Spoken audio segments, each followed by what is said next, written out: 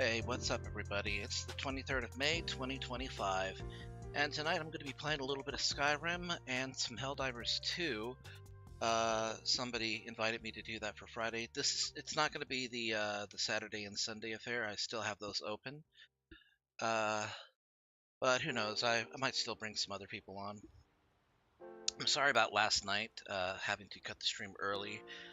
I was just feeling, well, sick would be one way of putting it, I guess. I was having some issues with my blood sugar. It was quite a bit high, so I made a decision to take the rest of the night off so I could get that sorted out. And it's still at kind of a moderate level, so I'm taking it easy. Hey, Don, good to see you, dude. It's been a while.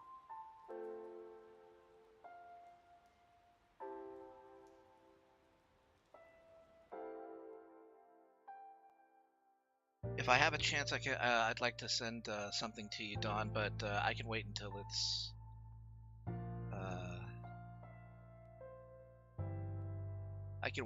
a better time. It's just a commission picture,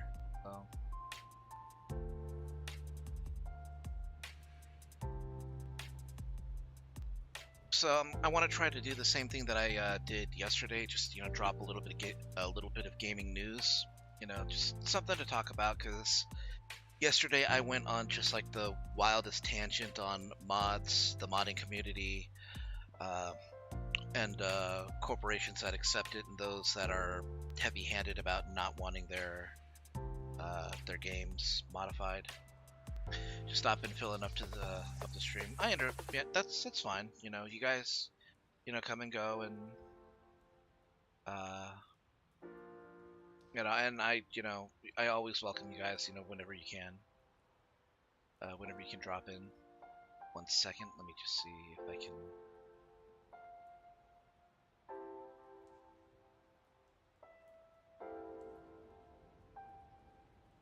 Oh, I'm gonna have to download them real quick.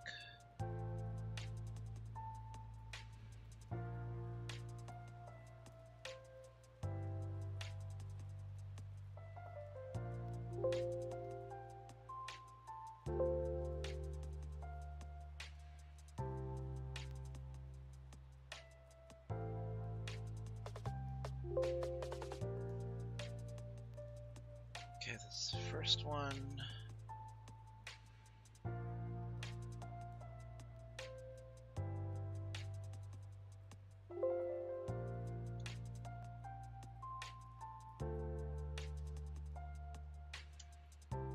That's the second one.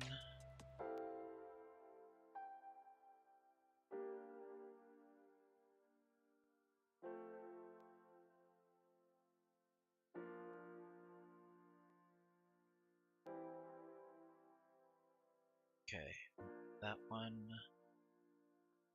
Okay, and I'm almost ready to send. Here, let me just...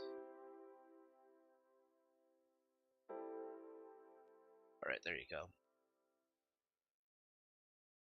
So, a little bit of gaming news. Apparently, Elden Ring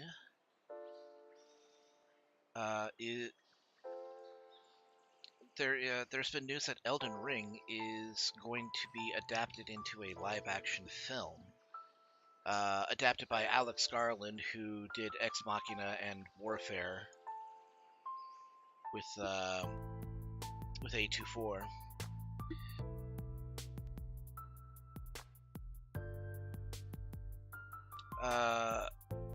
Gaming journalist Christopher Dring, host of the Game Business Show podcast, told BBC, translating something like Elden Ring is no small feat.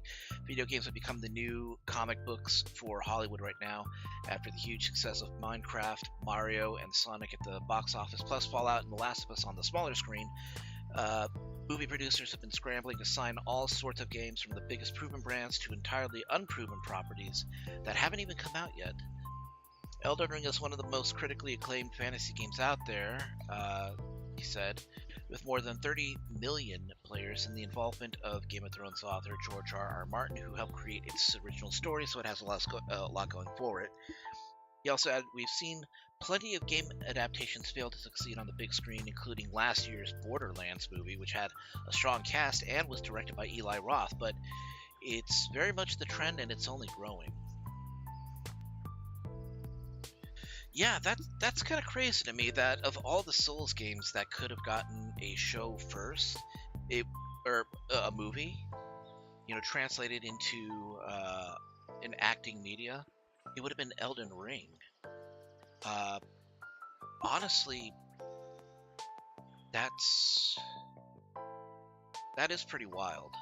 You would have thought that, okay, if I had to make a guess, I don't think it would have been any of the Souls games that would have made it first. And the reason I think that is because translating all of the lore requires, first of all, knowing all the lore is one big ask, even for somebody who's playing the game. You have to read into everything, and a lot of it comes down to interpretation. The same is also true of Elden Ring. If there were any From Software game that I thought would have gotten a live action adaptation first, I thought that it would have been, of all things, Sekiro, because it's still fantasy, but it's fantasy that's kind of grounded in an aesthetic that is easy for people to understand, and is rooted at least in partial real world mythology. So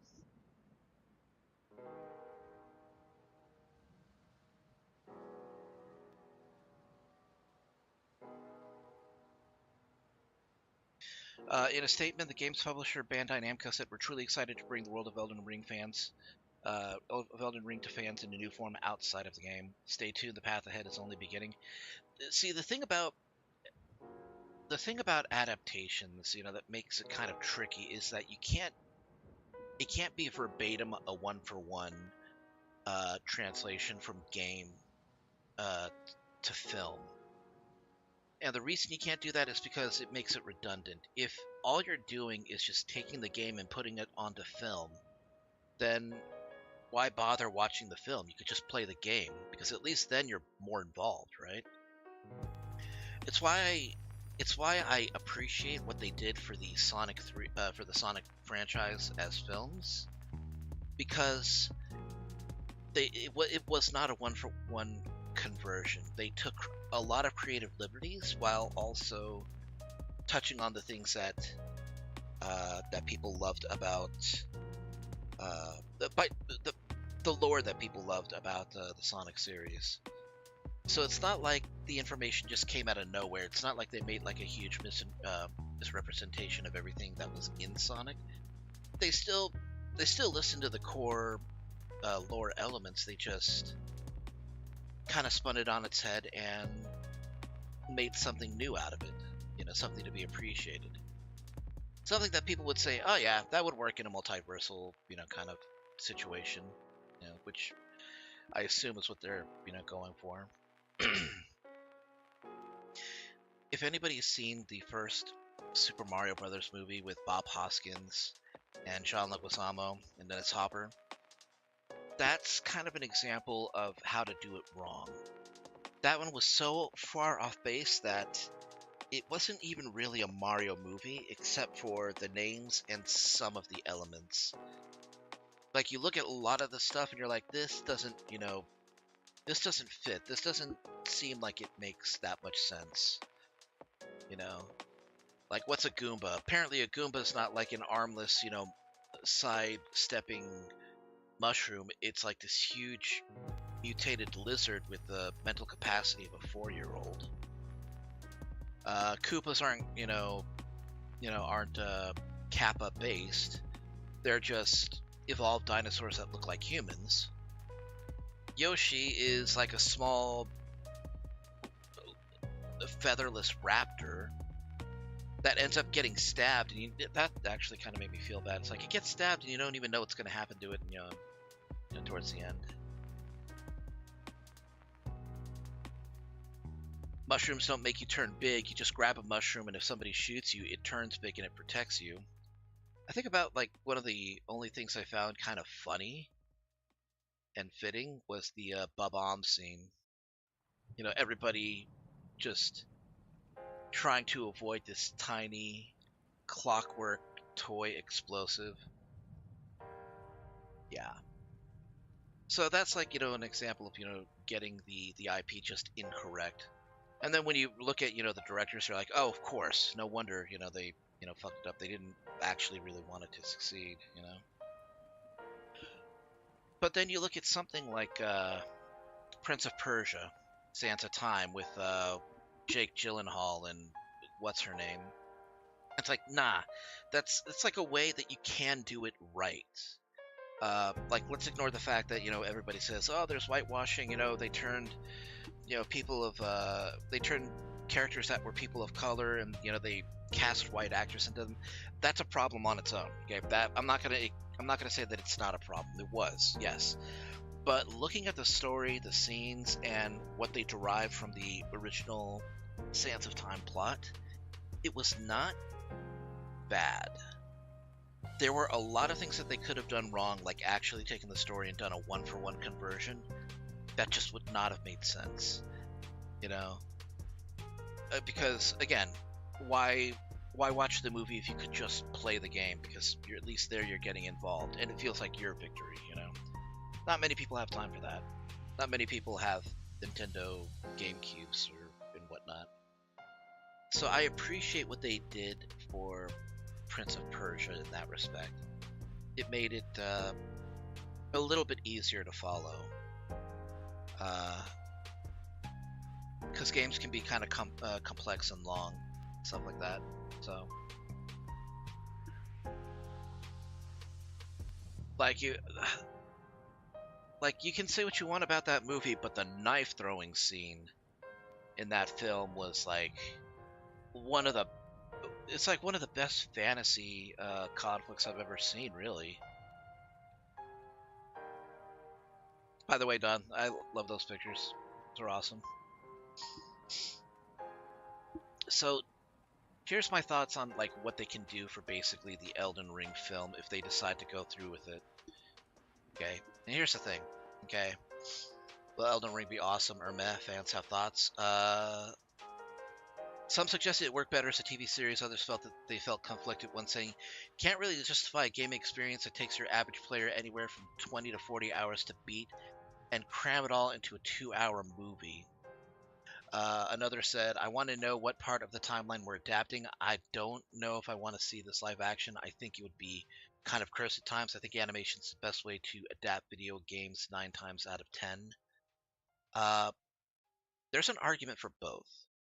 Elden Ring's obviously going to be one of those things where it's like you have to choose between, are we going to have this live action with CGI, which could work, okay? It might give like an air of authenticity, but it'd be expensive as hell.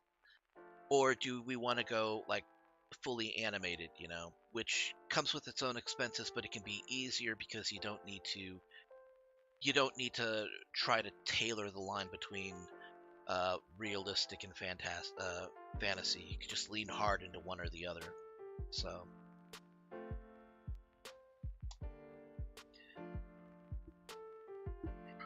and here's the thing. My thoughts are, if they're going to do this and they're really adamant on doing the live action, they need to focus on practical effects and try to lay off on the CGI. I mean, not completely eliminate CGI from doing it. Not completely eliminate the possibility of doing the CGI for some scenes and monsters and characters, but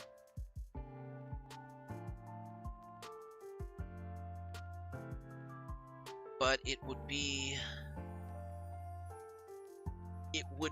possible, I think, to capture some of the essence of Elden Ring on a more personal, close-range basis if they were to do it live action.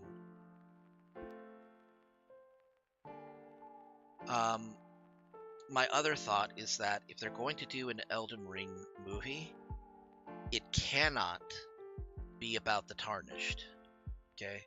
It cannot be about the player character, because the player character can be anybody. It can be uh, it can be anybody with any background. It could be uh, a magic user. It could be like a barbarian. It could be anybody, right? I think the way to go about doing uh, Elden Ring as a film, as any sort of medium that requires like acting, the best way to do it, I think, would be to focus on a specific aspect of Elden Ring that has nothing to do with Tarnished. In this particular case, I'm thinking they need to talk about the shattering of the Elden Ring, about Marika's story, basically. Because there's a lot there that is rooted in interpretation. There are things that you can derive from what you've heard, but aside from some cutscenes, we don't know all the specifics about, for example, the relationship between Queen Marika and her children, the relationship between Millennia, Mikola, uh, Radagon, and what prompted Millennia to push so hard uh, in fighting Radahn, to the point where she would, unleash her Scarlet Rot.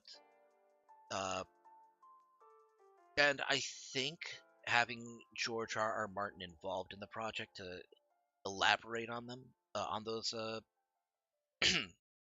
on those uh, on those plot threads would be interesting. You could still get all the action, you can get all the drama and lore, and it would be appreciated by the Elden Ring fans. And if you do it right, people who have never played Elden Ring and know very little about it could still get some enjoyment out of it too.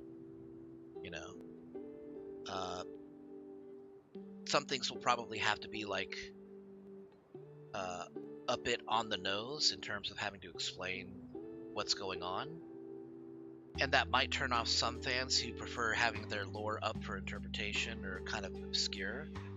But then again, they might also appreciate, having their theories proven valid. It's like, we knew it was like, this with Marika and Godfrey and Godric and all that.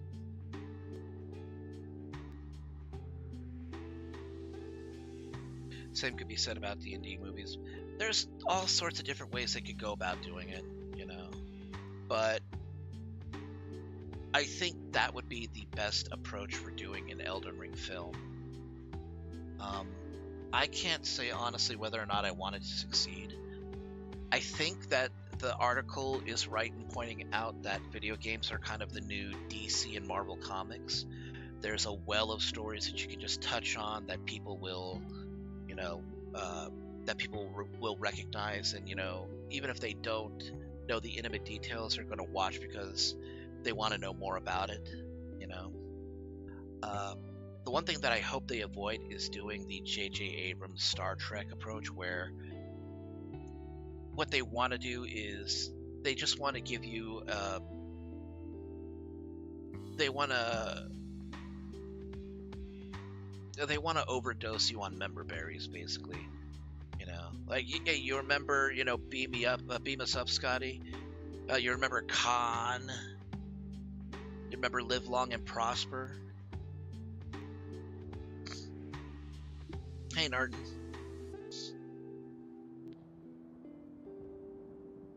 Remember the Vulcan mind meld? It's like, yeah, these are elements of Star Trek, but it's like the Star Wars sequels. It's like you're injecting them into scenes, whether or not they make sense, just so you can get emotional impact that is mainly based on nostalgia. And then people will point at the screen, they'll go, oh, I know that. I remember that. I remember Yoda. I remember Bones McCoy.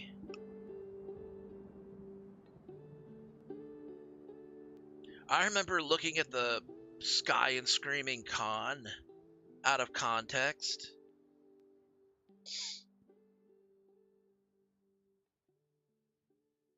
So yeah, I hope they don't go about it with like a J.J. Abrams type of mentality where it's like, look, if I inject enough references that non-fans will get, even if they're out of place, people will like it.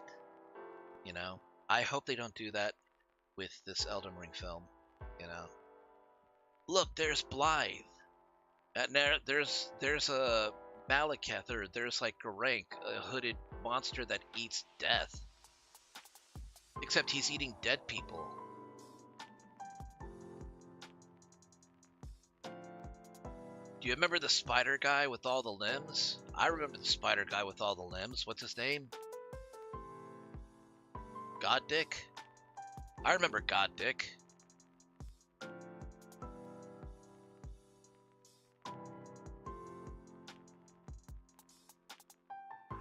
I remember God Dick the grafted. So yeah, I hope that they treat this with at least, some respect.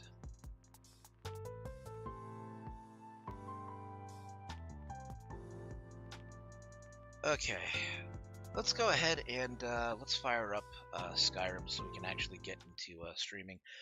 By the way, around about 7 o'clock, I might switch over to Helldivers 2 because I was invited to play with some others. So we'll see how that goes. Wait a second, I want to kind of eat my ramen real quick.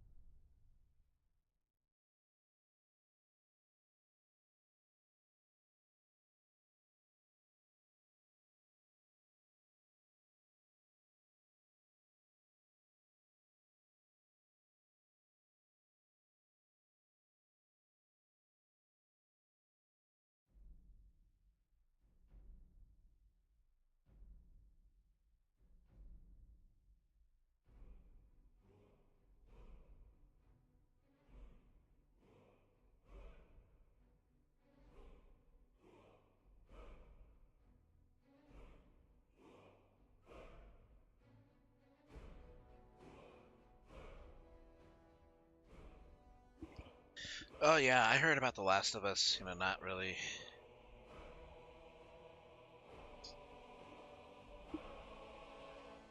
really doing that well.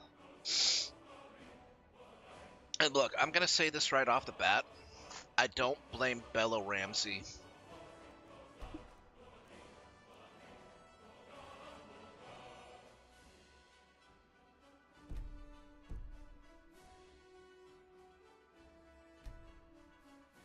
So yeah, I'm gonna say this. I repeat, in case you guys didn't hear, I don't blame Bella Ramsey in the same way that I don't blame Kelly Marie Tran for being cast as Rose Tico, or Daisy Ridley for being cast as Rey. I don't blame them. Okay, I don't blame Hayden Christensen for playing kind of a cringe uh, Anakin Skywalker. It's just the way that they were directed. They got cast. And if you were cast to be played, to play a character in a video game, that would make a lot of people, jump at the chance. Yeah, but it's partly the writers, it's partly the fact that they didn't want to deviate from the story, and so it's kind of like uh in a weird place where it's like we thought it was going to be different, but nah, they ended up killing off key characters and making people piss, and that's why people came with this like with some caution. They're like, is this going to be are we just going to have like verbatim just the games? And apparently that's what they went for. you know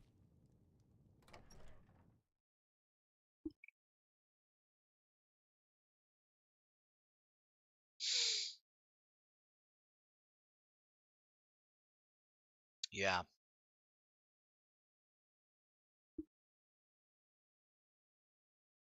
but it's a showrunners, and don't always get what you want. Okay, just a quick recap, using the journal system. When I first started this journal, it was as a means to record thoughts I was still processing. Fusion, discovery, revelation, or just to have a means of introspection through the written word, to look at events in the past so I could compare them to the situations of the present. I think today merits a moment where I put my thoughts to paper to process my confusion. I arrived at Fort Dawnguard seeking to join the vampire hunters there. Whether my reputation as a member of the Companions preceded me, or because he had good instincts on who would be useful, the leader Isran set me to work as a scout and field agent. Vampire movements had become bolder and more violent. The Hall of the Vigilant, headquarters of the Vigil of Stendar, had been destroyed only 3 nights prior. Their leader, Keeper Karset, was killed in the battle. One of the survivors reached the Dawn Guard and informed us that the Vigilants of Stendar had been investigating an ancient tomb near their outpost, Dim Hollow Crypt, and suggested that the vampires were interested in it. I set out to investigate, hoping to find answers. The Hall of Vigilance was a scene of carnage and fire when I arrived, bodies of vampires and vigilants strewn across the site. The vampires made no attempt to hide their tracks, making it easy to follow them to the crypt. These vampires were unlike any coven I'd encountered. This was no rabble of unwashed, blood-sucking vermin clawing at tombs for corpses to reanimate and coffins to exhume. Their magic was powerful, and their skill with blades exceptional, refined, taught. It took all my skill and a few creative tricks to make my way through the crypt alive. I reached the site of their interest before long. The standard architecture of the Nordic tomb gave way to something that was more recent, quite unlike any design I've seen in my studies.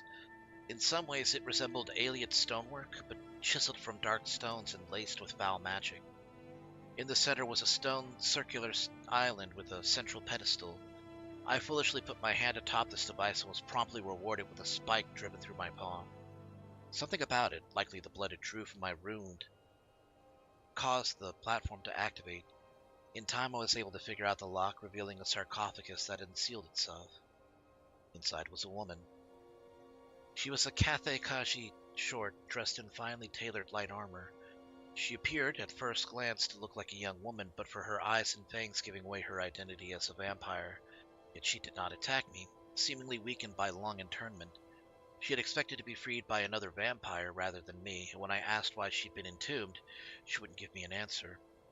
It seems she doesn't know who she can trust, given the situation. Neither do I. It was impossible to ignore the scroll she'd slung over her back. When I asked, she acknowledged that it was an Elder Scroll. She claims it belongs to her. When I pressed, she remained evasive, insisting that she be taken to her home first to have a better idea of what to reveal. She did not say it in any condescending tone, as I would have expected from a proud vampire. Rather, she spoke hesitantly, apologizing for her discretion. I can sense the power she is keeping hidden beneath, and in fact I saw it later, but in that moment I did not see a... hold on. That moment I did not see a vampire.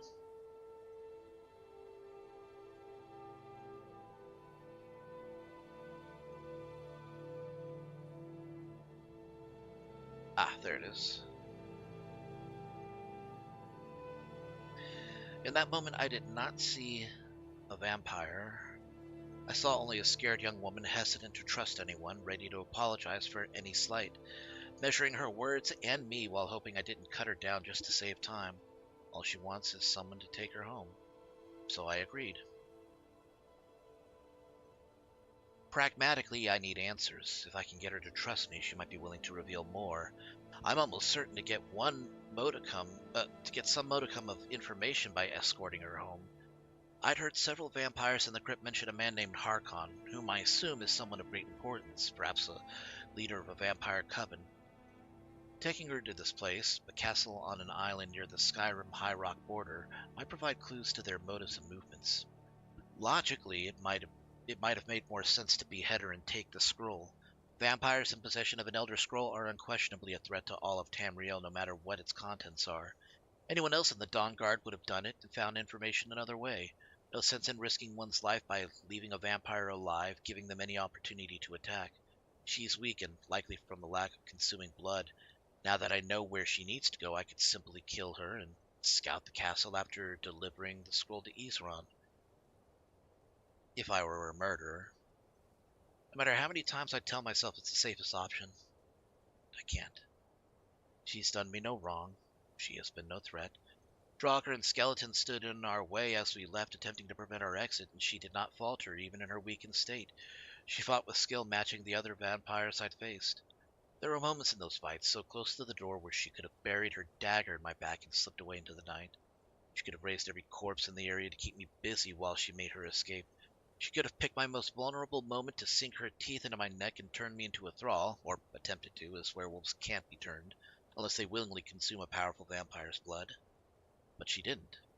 My fangs will be ready to tear out her throat if hers should seek mine, but I don't believe for a moment she will make a move on me. We're at the Stumbling Sabercat Inn at Fort Dunstad. We've cleared out the bandits and barred the door with chairs and tables. I'll let her use the bed in the basement while I use the one near the door, and I'll sleep lightly both to watch her and for bandits. Before she retired for the night, she asked why I was going out of my way to help her, so I told her the truth. It might be a big risk, but I have a feeling she'll be worth it. And for the first time since meeting her, she smiled. Fangs aside, it was cute. She's personable for a vampire. Occasional jabs at my wolfishness notwithstanding, but I'm used to that in Skyrim. Her name is Serana.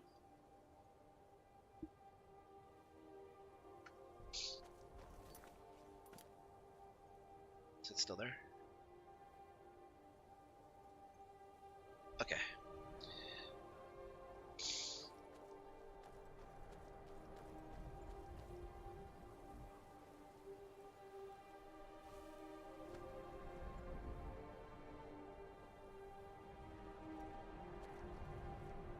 Man, I feel like a Belmont with my getup. Got a sword. I got a dagger. You really gotta hand it to the divines. Nern truly is beautiful. Miles better than Cold Harbor, that's for sure. And of course, I got the whip. It's not the vampire killer, but it'll serve. All right, let's do this.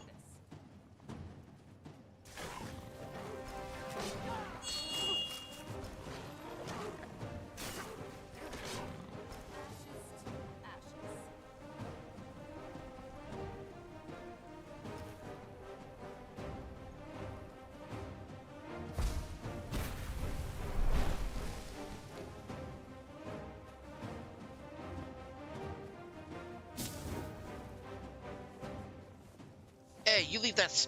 Hey, leave that fox alone. Stay close to me. Let's take them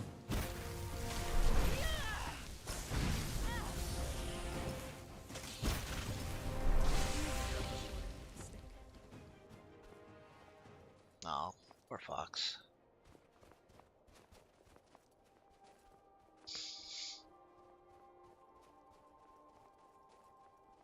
Yeah, it got the same reaction. People got pissed off when that one key character got offed. It's like, well, of course, they're unhappy about it.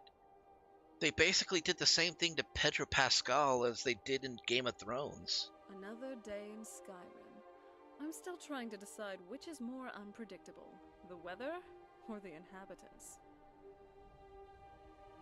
At least the weather you can deal with more easily.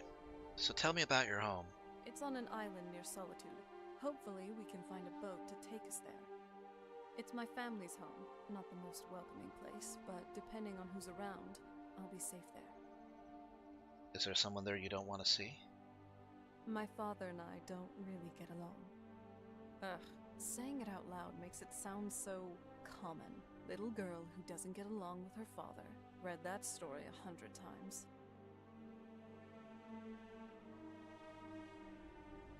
So, about that Elder Scroll. Yes, it is.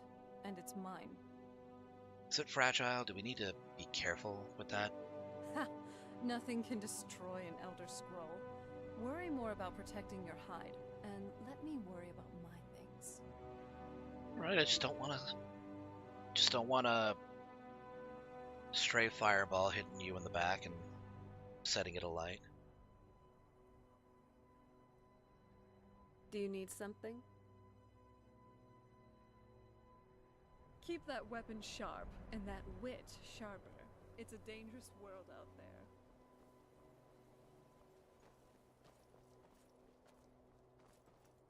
Wait, am I just going back up north?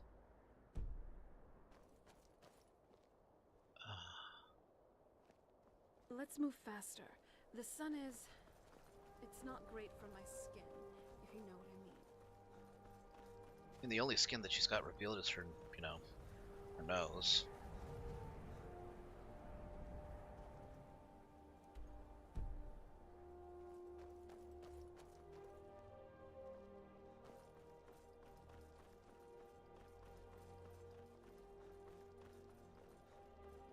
Still, though, if you think about it that way, that'd be kind of a bitch to have like your nose, completely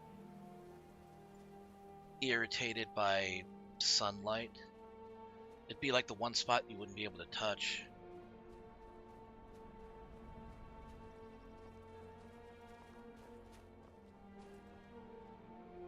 Uh-huh.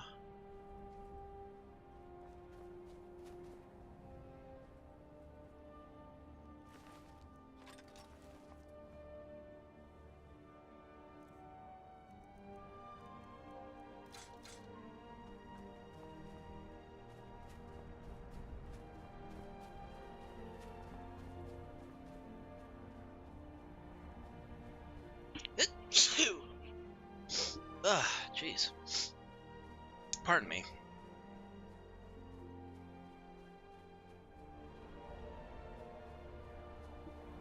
Thank you, Don.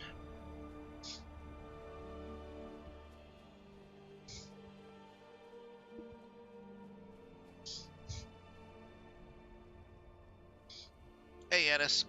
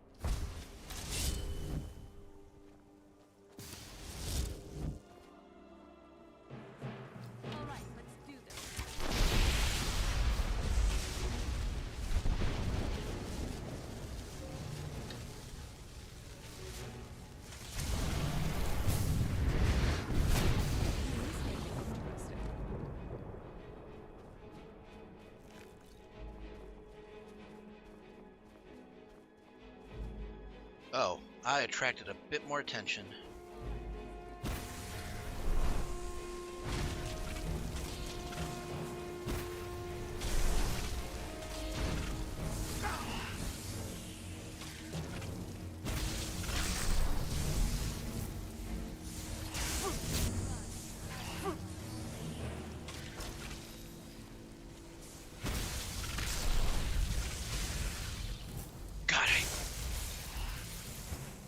Freaking hate ice wraiths.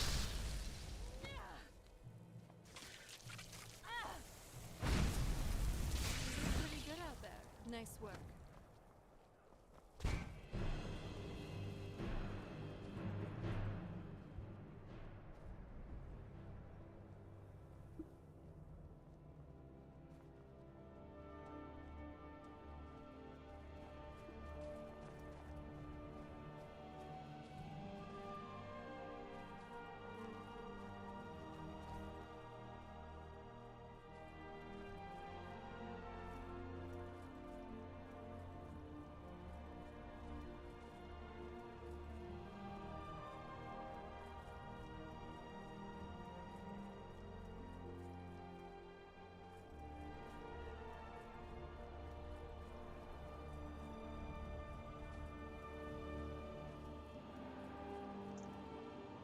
Well, you asked for it. Ah, okay.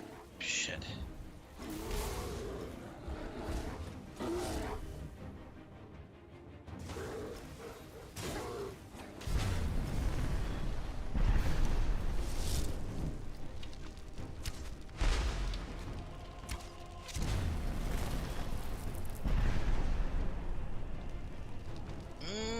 He dead.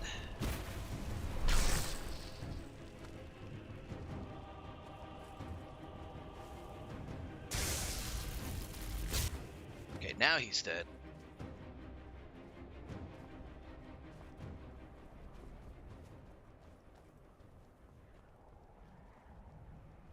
I want to do a story based on Vox Machina, an OC romance romances Percy from the show, but I'm torn on what he be, so I want to ask what you think. Silver Dragon or a creature like FX16 Ifrit? I don't know enough about Vox Machina to have an opinion, but I'll say that if you add anything from Final Fantasy, like Ifrit, that'd be interesting. Again, that's only coming from a Final Fantasy perspective as opposed to Vox Machina. I don't know enough, unfortunately.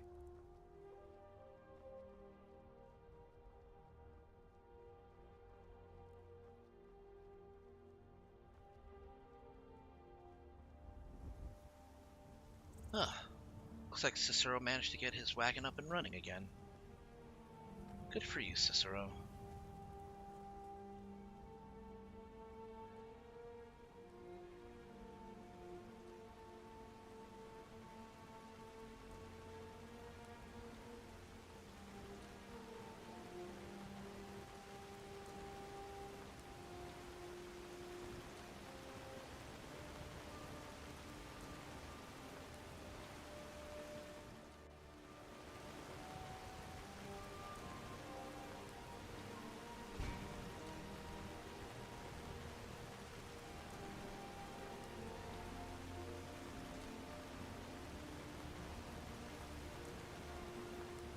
Maybe I should walk.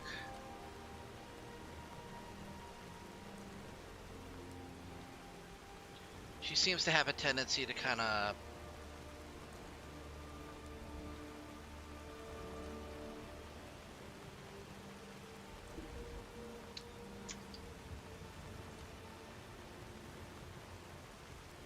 She seems to kind of have a tendency to want to stop and look around like, you know, she's fascinated with everything, which she probably is, you know. Fair enough. Final Fantasy 16 is practically a furry burned werewolf. I dig that.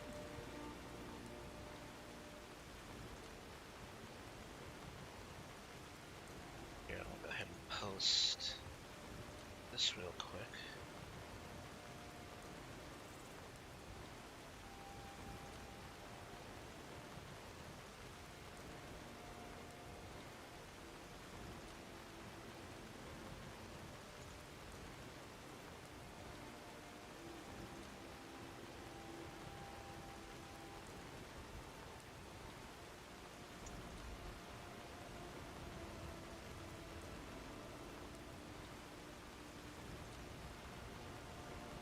Sorry, I had to send a message out of the way. Did not want to run, but at the same time, I didn't want to. Thank you, Yanis. What's wrong with the rain? I love the rain. Yes, exactly, Don.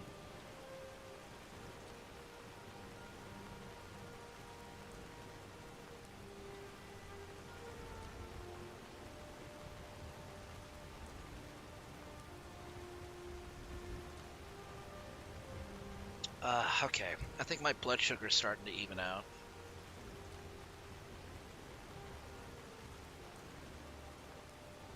I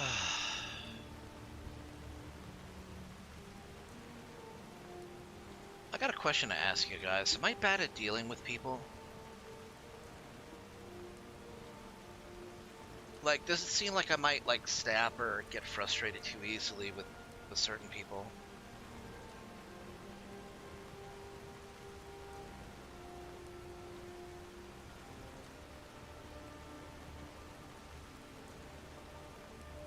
Right, let me know if I ever do get to that point. I want to be better to people, you know?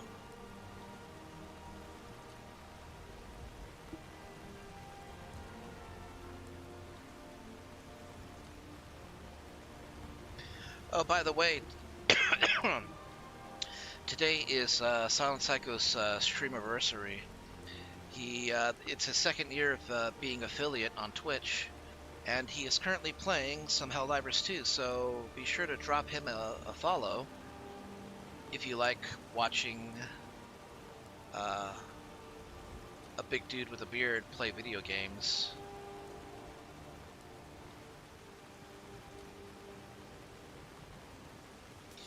I think if it's something that you like enough, go with the Silver Dragon. But if you don't mind, and you just want to see like something interesting, then Ifrit's not a bad it's not a bad direction to go into.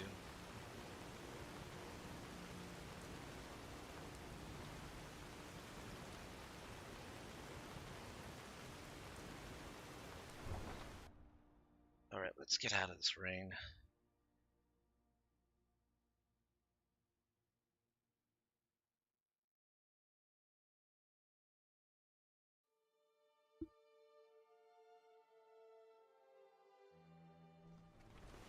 Whiterun's truly a curious city. It feels so...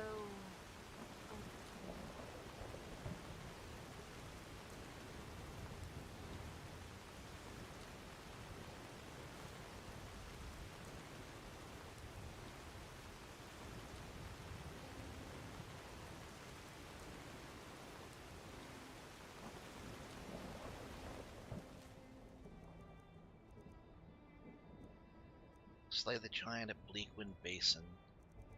Deliver a letter and a potion to Riverwood.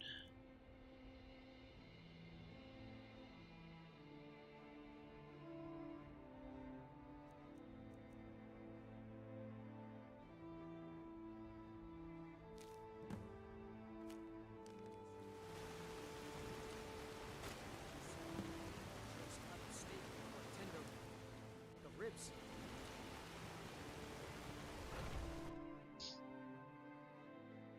Got something for just about everybody in here. Give a holler if you have any questions. What do you need, my friend?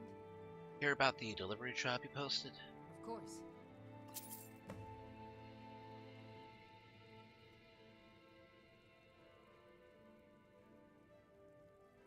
Come back anytime if you need a remedy. You look rather... I think I can teach you a thing or two.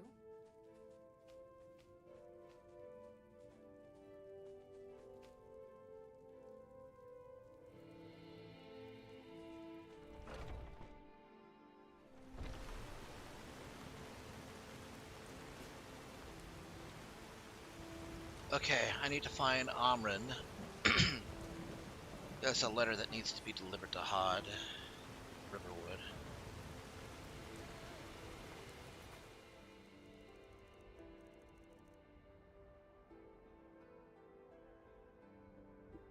Wait, I can warn Isran? I don't know if I want to do that.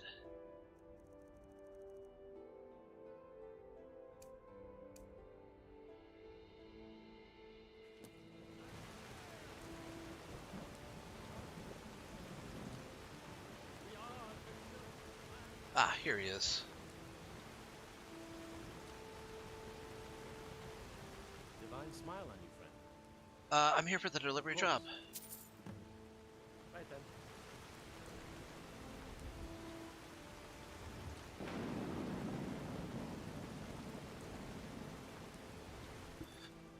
You know what? That might be a thing.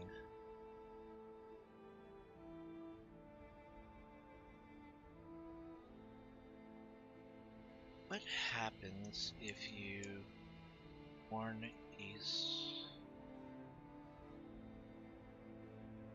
before taking Serana home?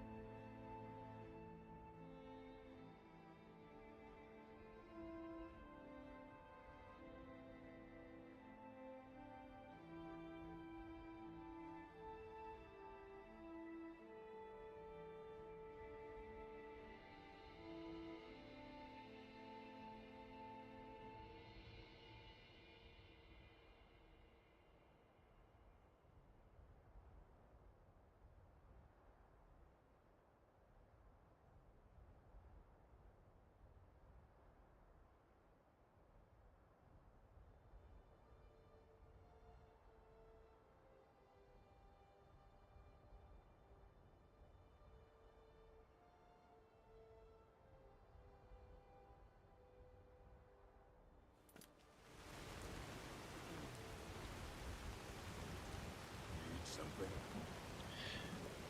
Forgot to mention this if you...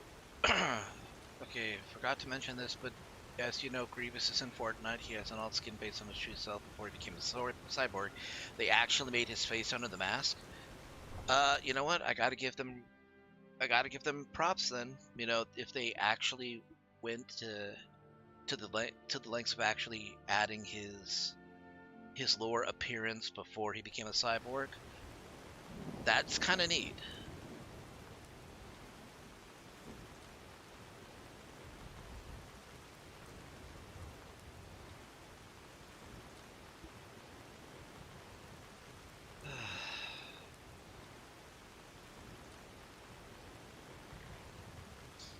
Oh yeah, that is his Kalish appearance. Cool.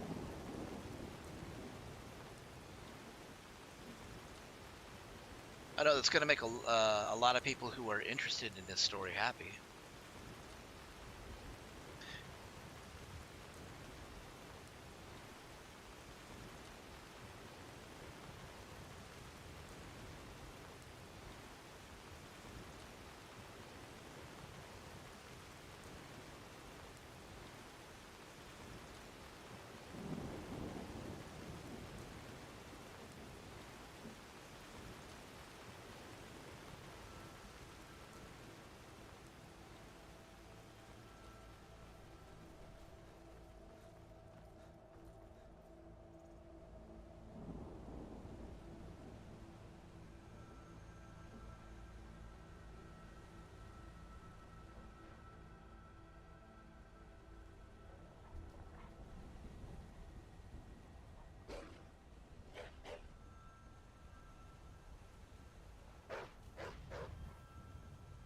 Hey, Jackal.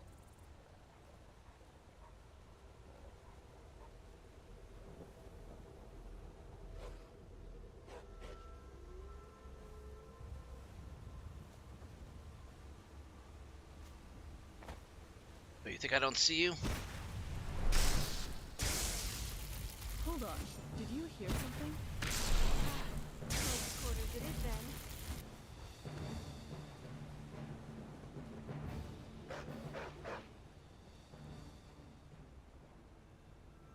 I don't think that poor pup knows how to hunt.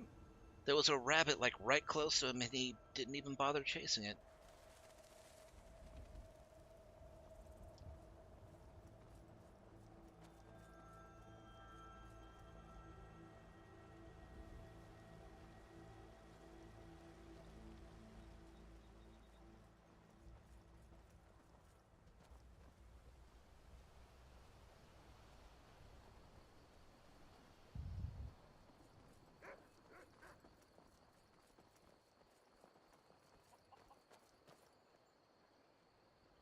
Stupid dog.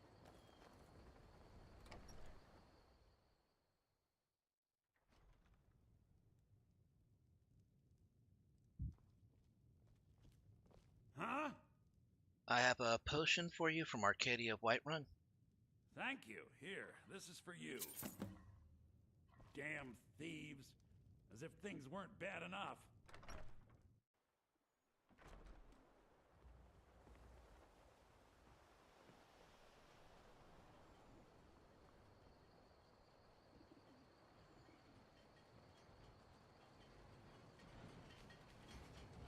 Hud, Huh? I have a letter for you from Amrin of Whiterun. Thank you. Here, this is for you. Good day.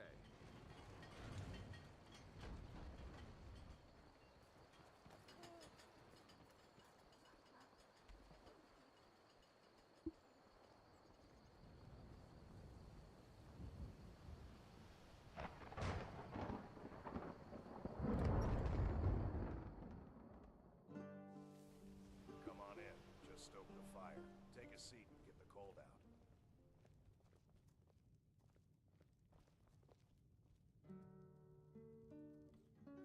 So, where are we off to now? So, what do you think of this place? It's nice. I wouldn't have any qualms about living here. Sometimes it's just nice to get away from the bustling cities, like Riften.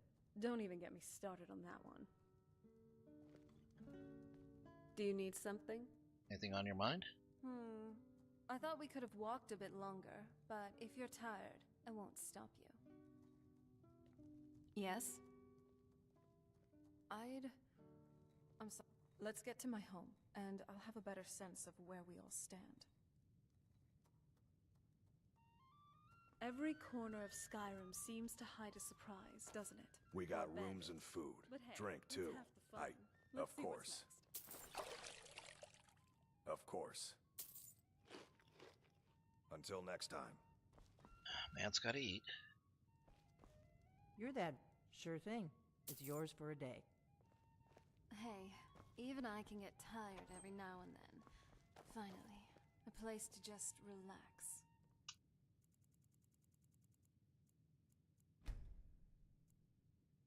That should get us to 8 in the morning. Which ships are better, Imperial Star Destroyers or Republic ones? I think I remember hearing an argument that a Venator is, design-wise, supposed to be superior to the Imperial Star Destroyer, and that specifically the Imperial Star Destroyer was designed to look fearsome and imposing because you were supposed to see it from below. Why do you do that?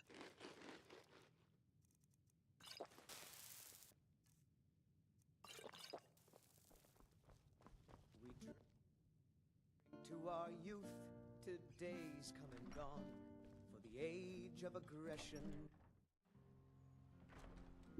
Huh?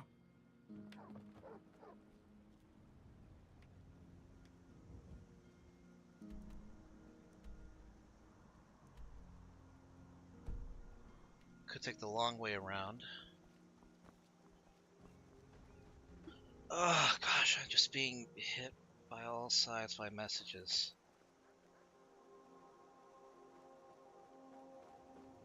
Papas isn't too friendly with strangers, but you seem alright. Thank you, kid.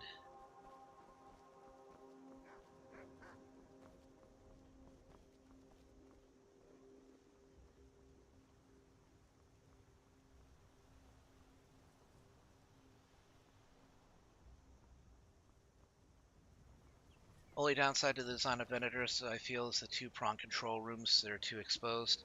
You could say the same thing about Imperial Star Destroyers with the control, with the bridge basically being just so high up. But again, the design was supposed to be made.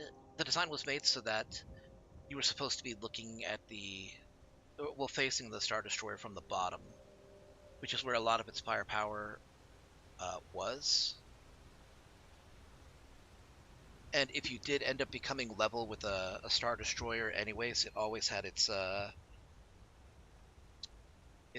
top-mounted batteries to take out enemies, which were already pretty heavy.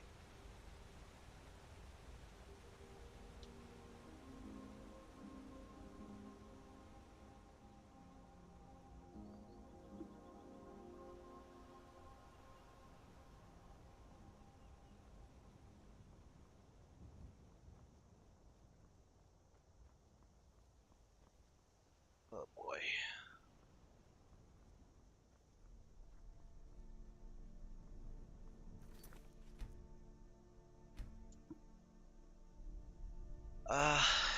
Give me a few minutes. I need to make a bathroom trip. I will be right back.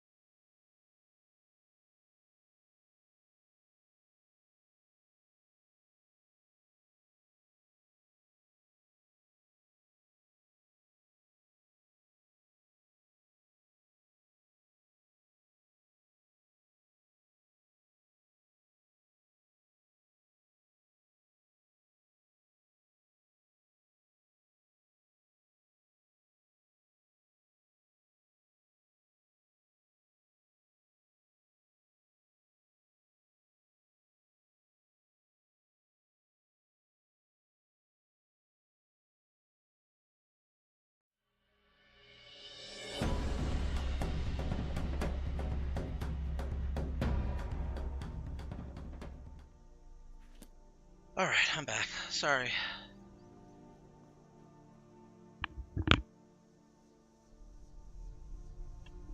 Oh, for a moment, it looked like a bear was chasing an elk. Oh, there it goes.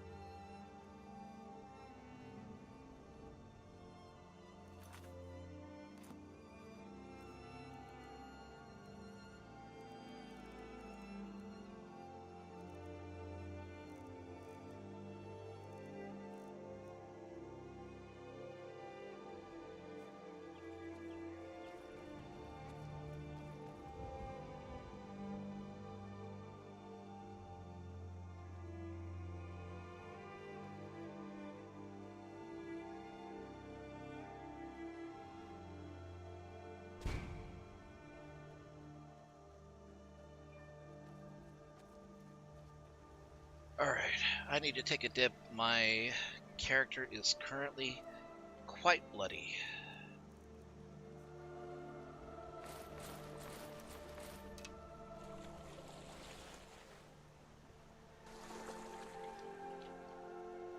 I wish you wouldn't stand her while I'm, trying to get cleaned up. I mean, there's really nothing to see there anyways, but it's just...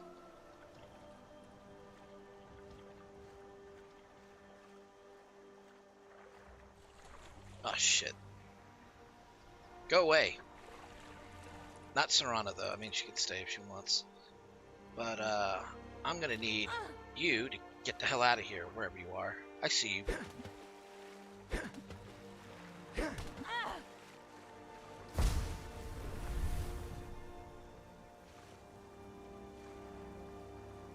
Hold on, I saw the little fucker somewhere.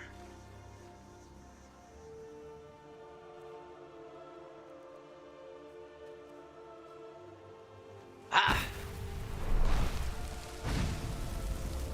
Let's move faster. The sun it's not great for my skin, if you know what I mean.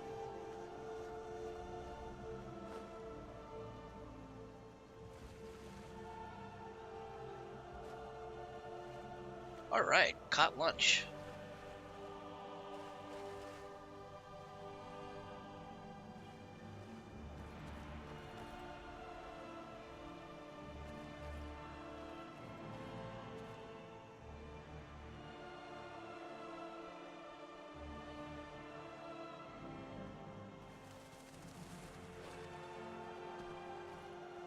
Kendrith just said, "Here, dog, have some lunch." Put an elk right there. Just willed it into existence, I guess.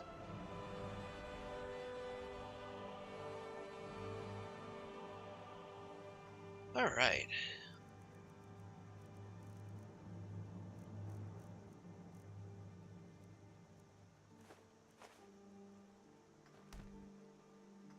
Uh-huh.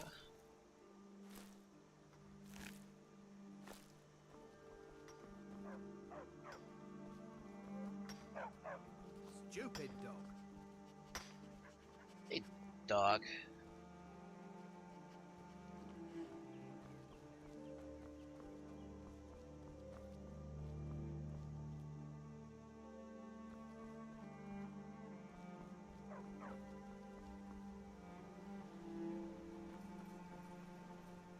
There you are.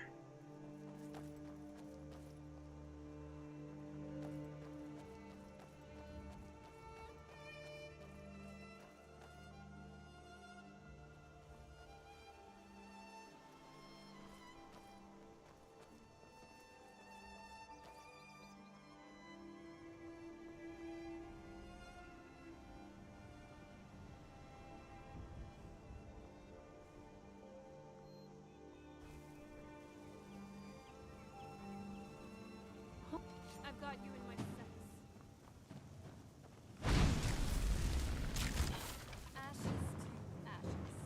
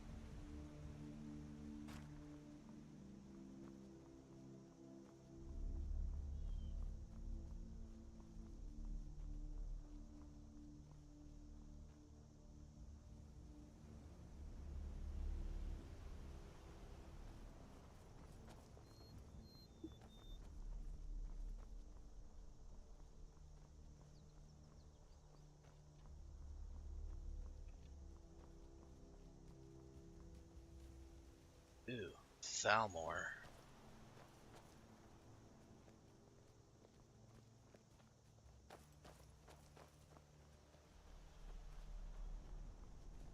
Let's take a different road.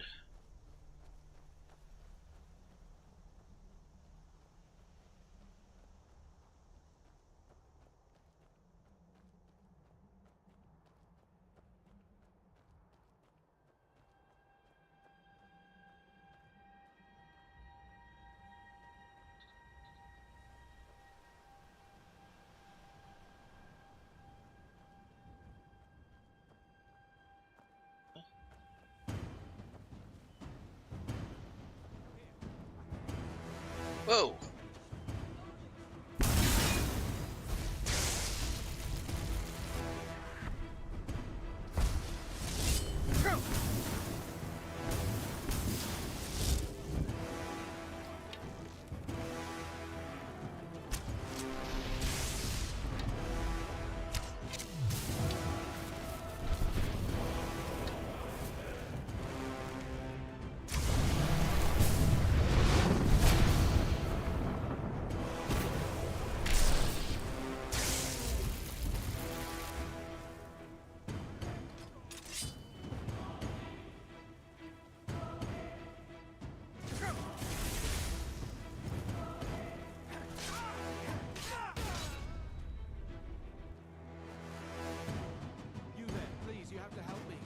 Attacked by a vampire.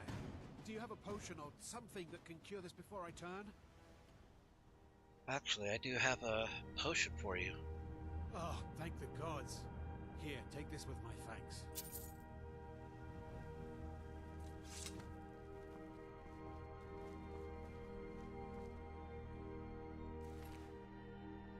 Justiciar execution order.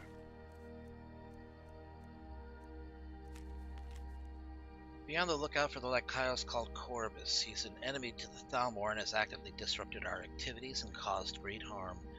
If spotted, you are to destroy him with extreme hatred. Be advised he is extremely dangerous and quite able to defend himself. If caught by the local authorities, we are unable to offer you any assistance. The glory of the Altmeri Dominion.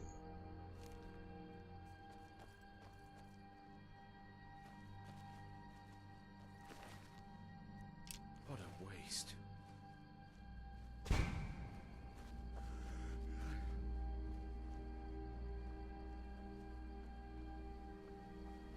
Tried to avoid one Thalmor patrol and ended up running into another. Well, I'm not going to complain too much. Any dead Thalmor is a good Thalmor.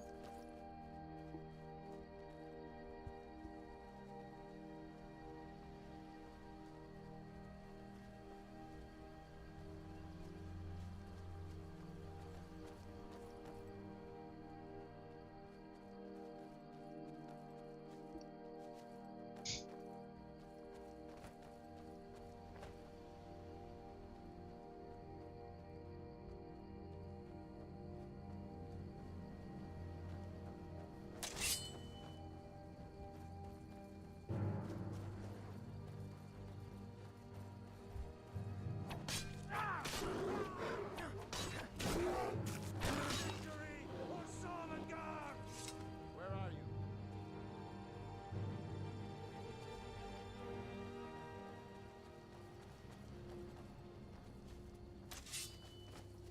All right, let's do this.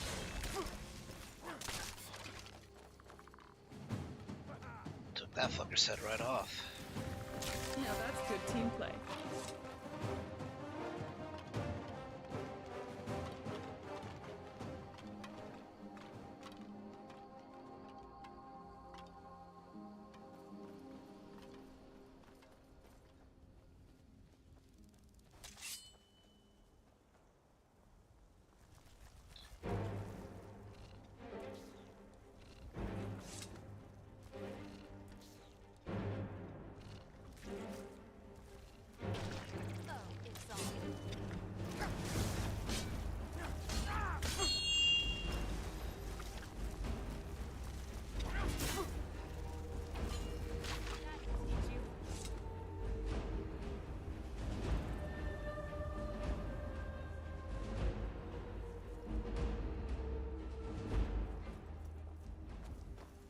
What are Stormcloaks doing so far west?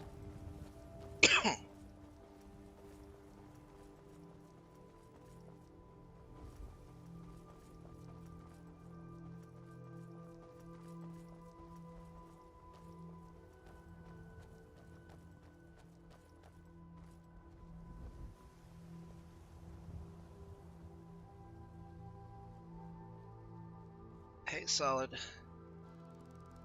Sorry to hear that you're having issues.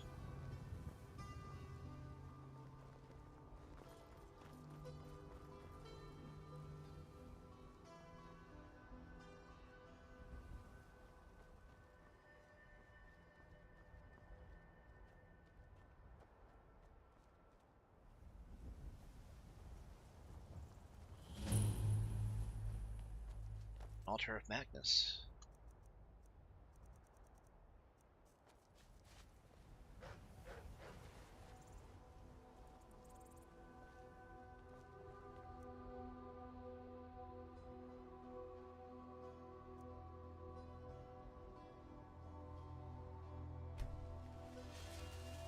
It's so bright out here. I don't know how you stand it. You've been interred for, like, what, how long? Actually, she should have answered that before. You ever think about what's next? I've always fancied visiting the Somerset Isles. All right. How often do you need to feed? Not that often, really. Being a daughter of Cold Harbor, I can go without blood longer than other vampires. That, and I can also rest to regain my energy. It doesn't fully satiate the appetite, but it staves off hunger for a while. So, don't worry. I won't go feral on you or anything just because I haven't had a daily meal. I also read stories. There was supposedly a vampire in Akavir which never fed in her entire life? Or whatever you call it. Supposedly, she even protected mortals from her own kind. Yeah, actually. Alright, Don, thanks for dropping by the stream. Have yourself a good night. After an extremely hard week at my job out of nowhere, had me work cleaning up the lawn when I asked how long and what we had to do, he snapped at me, cursed me out, threatened to kick me out. All while having that damn smile on his face as if rubbing it in while acting like you go happy.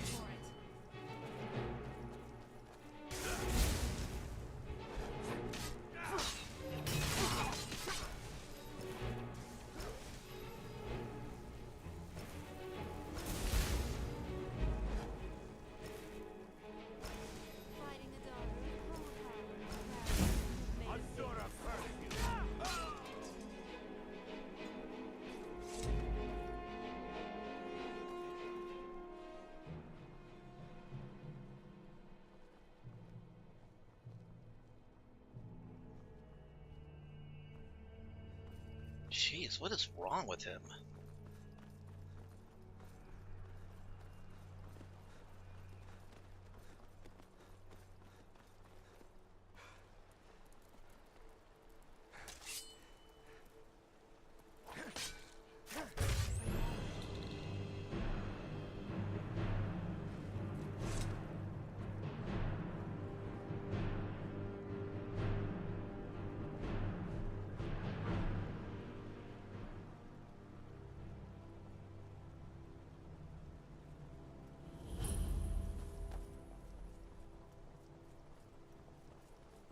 That does not sound fair in the slightest. I'm sorry you had to put up with that, Solid.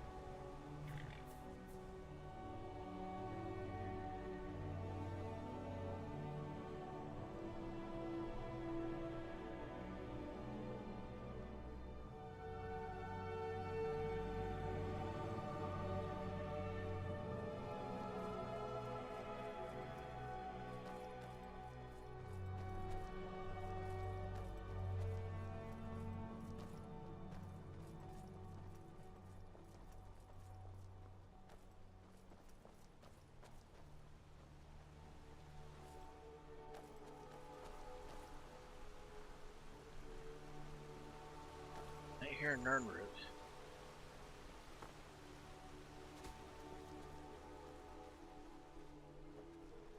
Ah, there it is.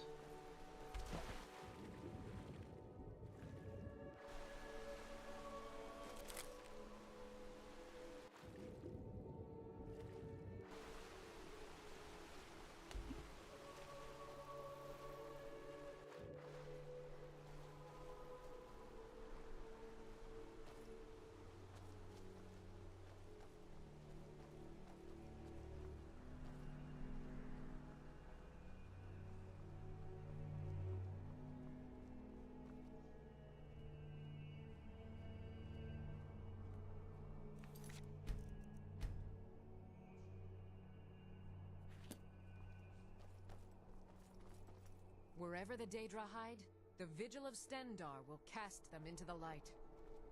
Is it me, or is there a distinct wolfish scent around here? She'll figure it out.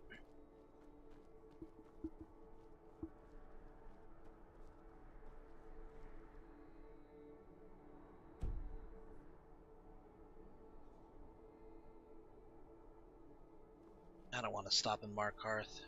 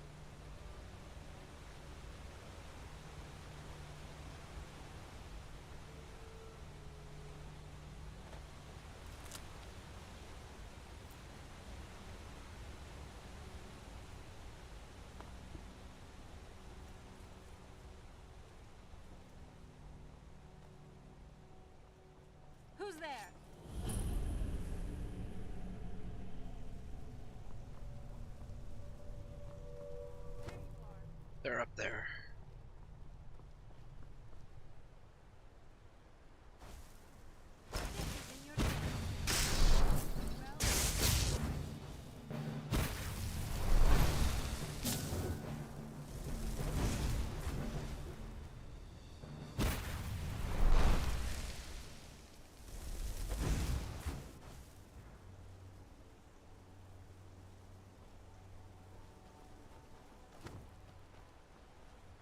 Let's just keep moving. Maybe if we run away, they'll leave us alone.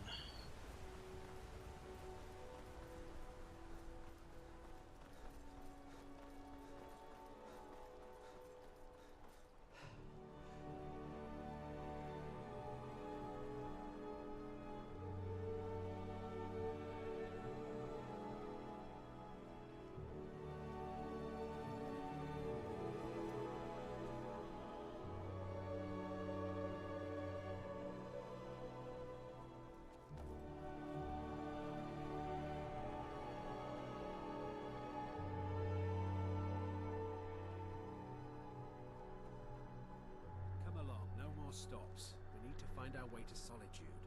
Why are we even going to a wedding at this far-flung end of the Empire anyway? I told you it's the wedding of Vittoria Vici, an extremely well-connected merchant with the East Empire Company. The Emperor's cousin, remember? Hopefully these gifts will put us in her good graces, secure that import deal, and lead the way to... They are going in the complete wrong direction. They want to get to Solitude.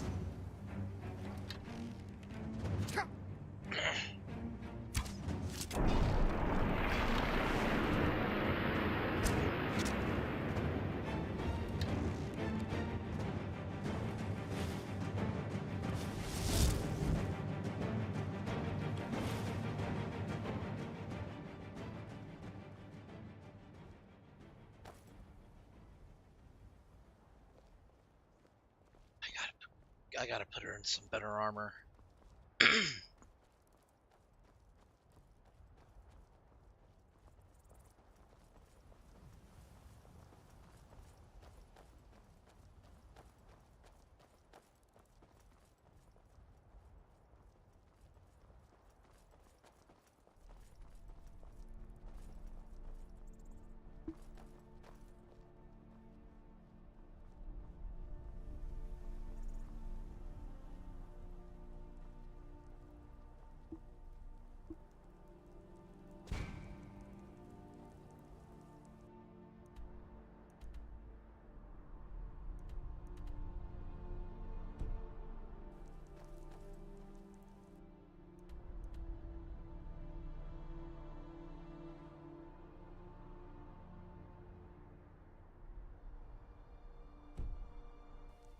Oh yeah, we're going the right way.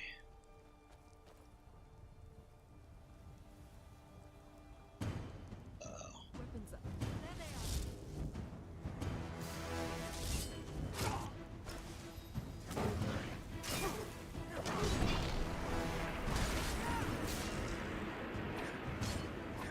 I'm not suddenly trifled with.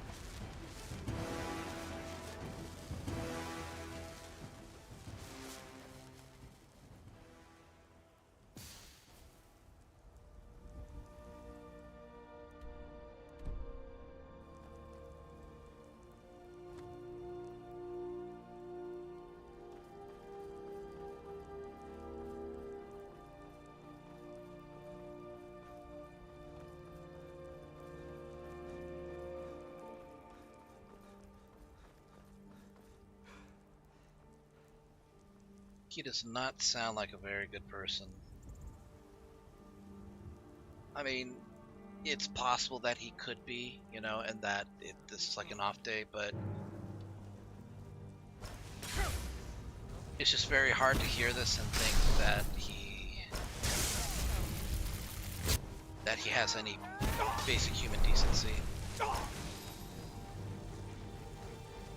never get tired.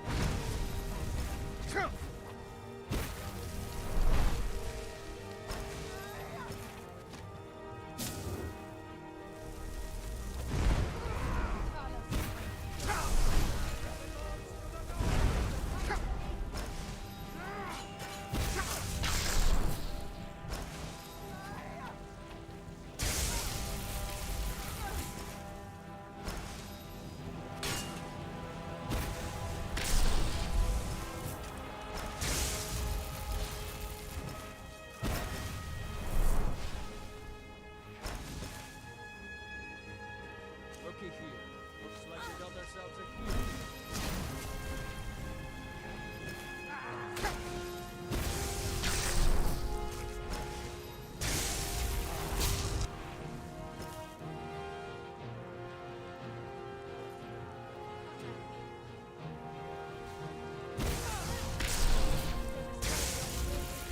At least make it interesting.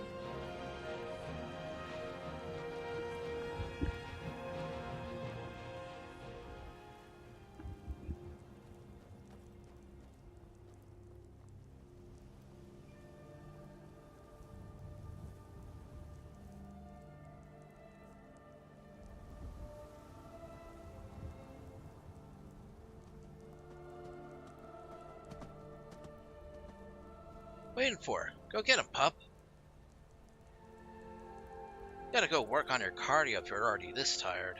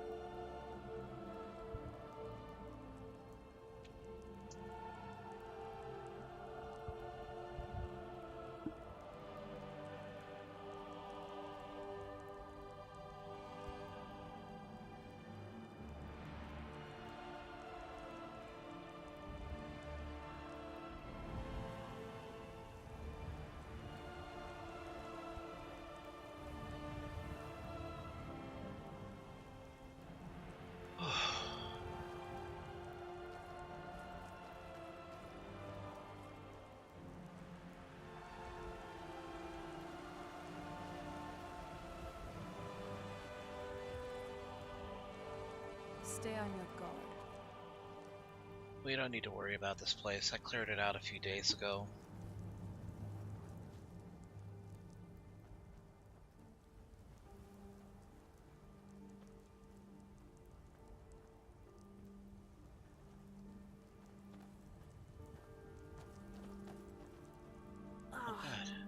smell here. Let's try to handle this quickly.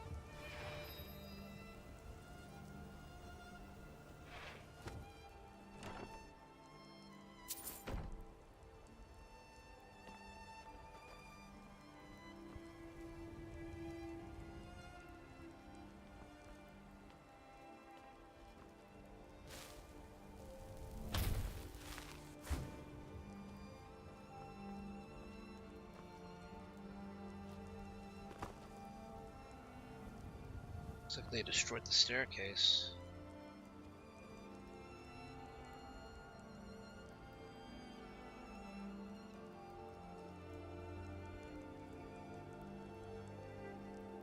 It sounds like he thinks he's making jokes, but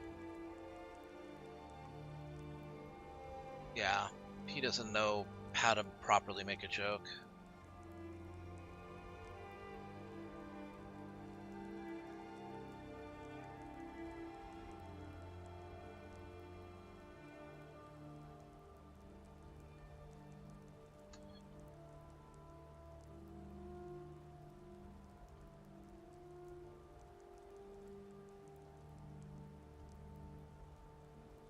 Ah!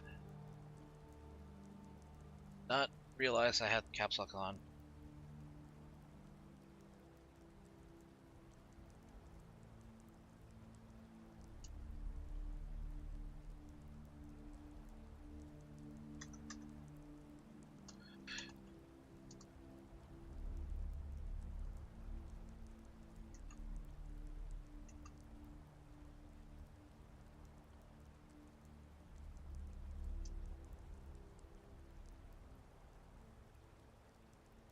I get the sense that she's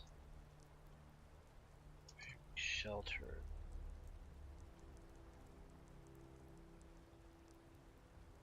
Or was at one point.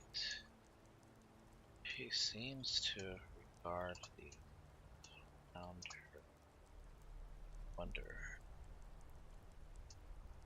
Always stopping to at some new thing.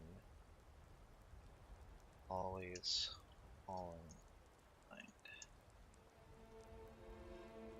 On one hand, it gets on my nerves. Pack of like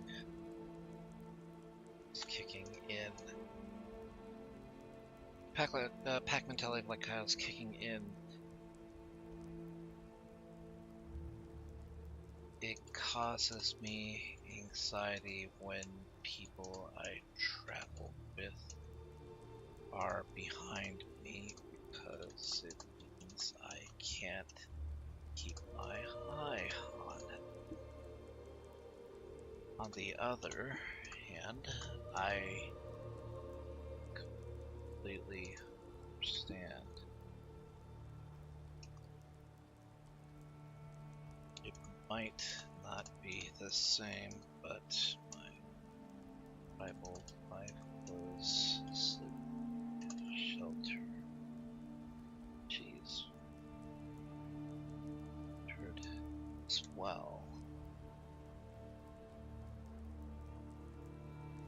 And I felt that same sense of wonder and curiosity once I was free.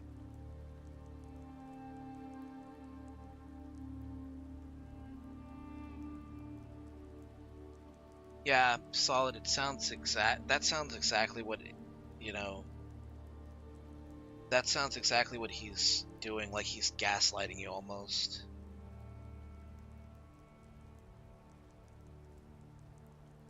It's not fair to you. It sounds mentally manipulative and mentally exhausting. So, hope you manage to get, free from that kind of mental abuse.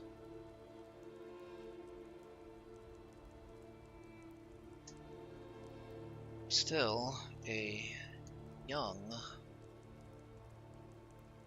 woman she is not, though she certainly looks like one.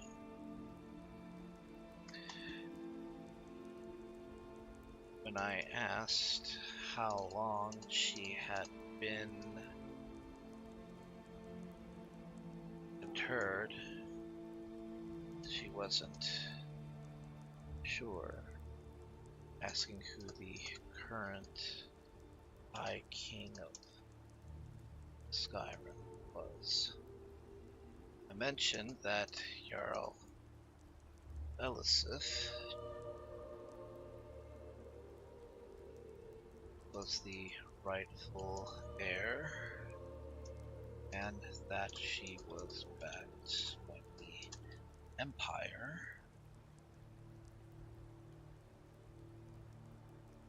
But the Empire heart fused her when she was imprisoned.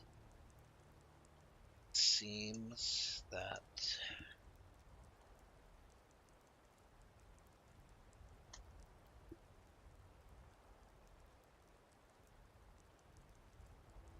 before she was imprisoned, Cyrodiil hadn't been the seat of the Empire.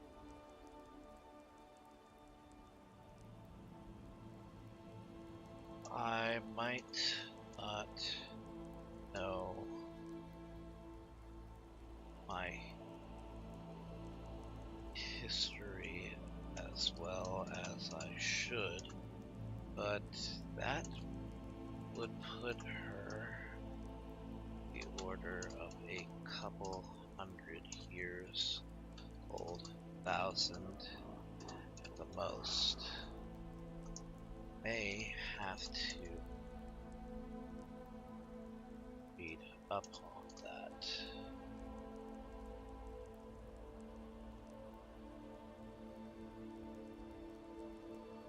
Question certainly seemed to have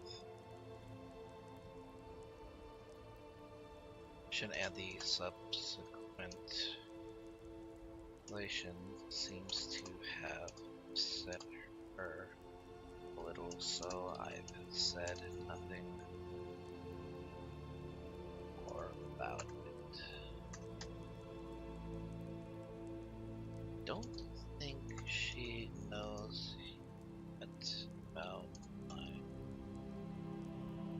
lycanthropy, though she has made a couple of off-hand comments about a wish sent the air.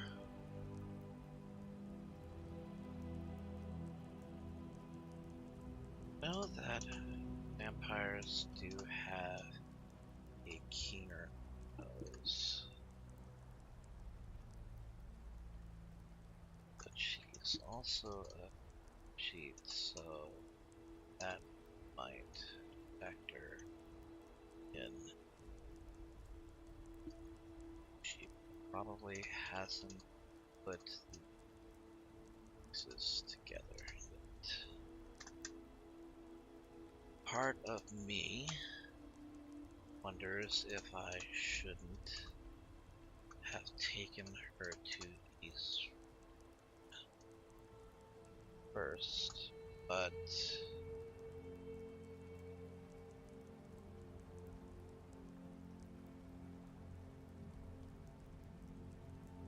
I'm almost certain he would have had her execute an spot.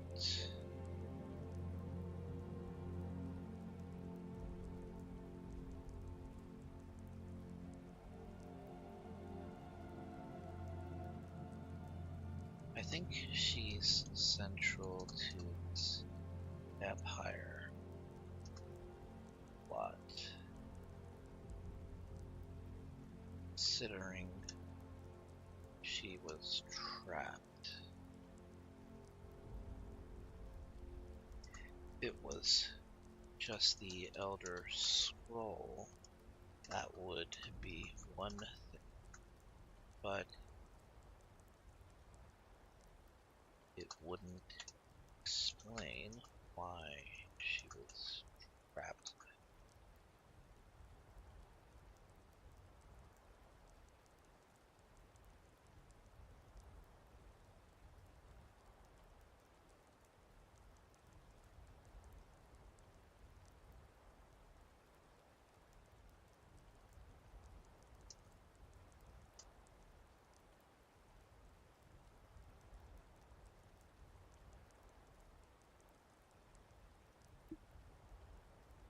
We're at the Robber's Forge, taking the night to sleep.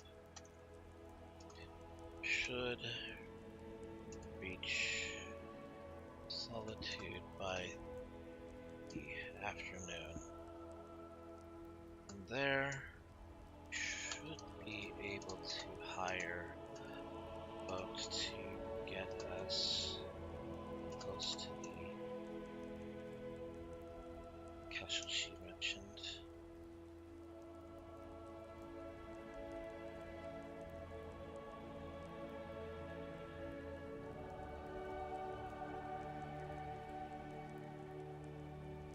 Close.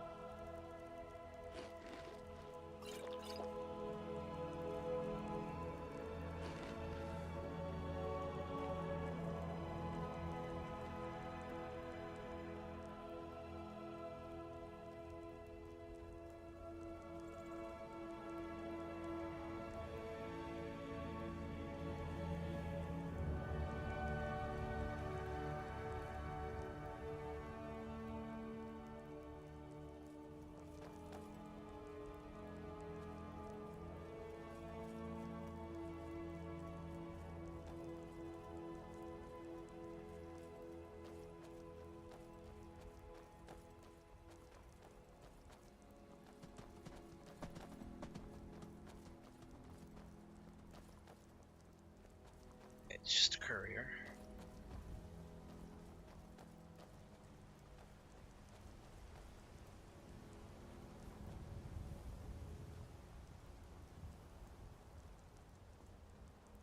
Could have made it to Dragon Bridge, but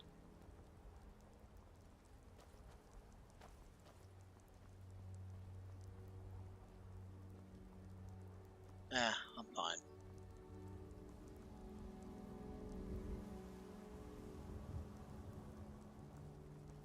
She could handle a little bit of daylight travel, so that's good.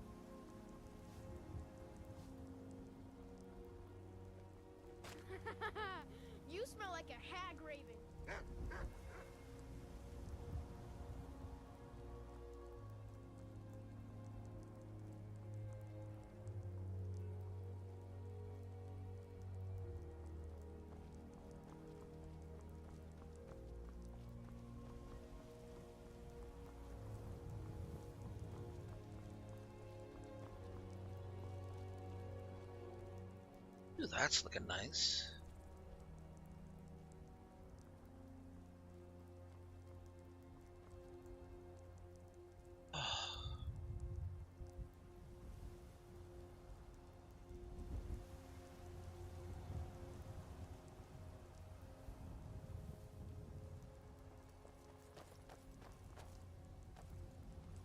Hey, it's alright, Solid.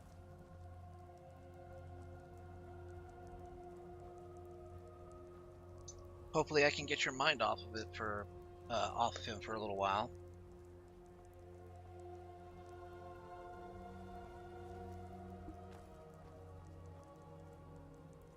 Oh man, why do these test strips have to be so hard to get out?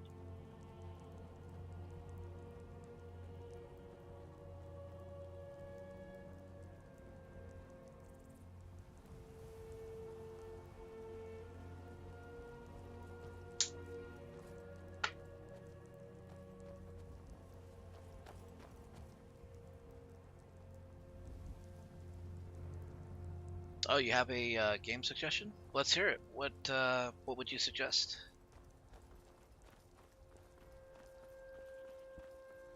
Dune Awakening. I've heard a lot of people express interest in playing it. I might give it a look.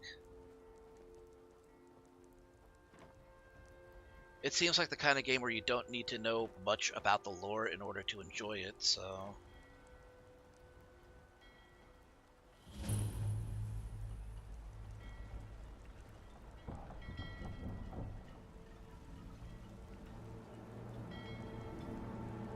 Okay.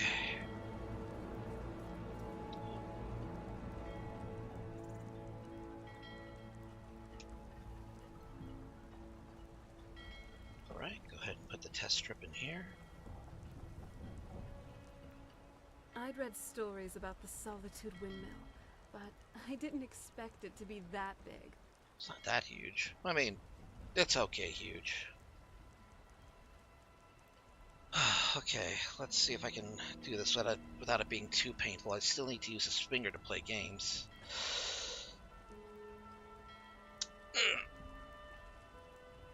Okay, slightly painful.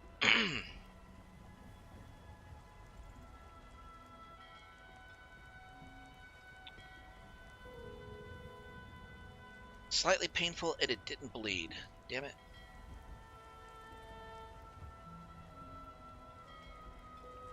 Oh, there it is. Never mind.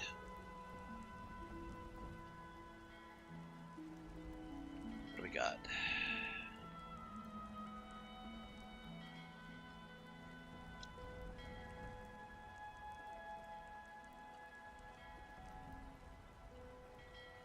I guess it's not so bad.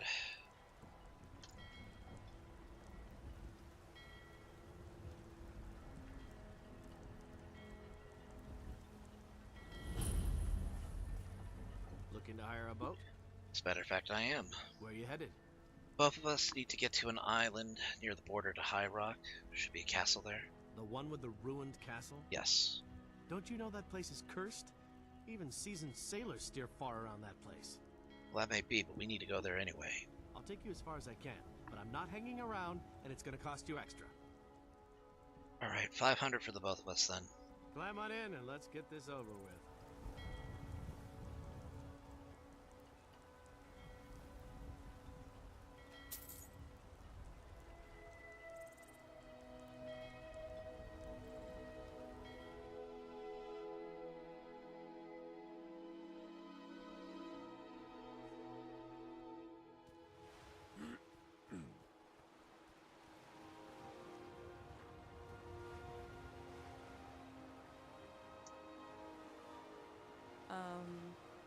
This is the part where we usually get in the boat. You with me?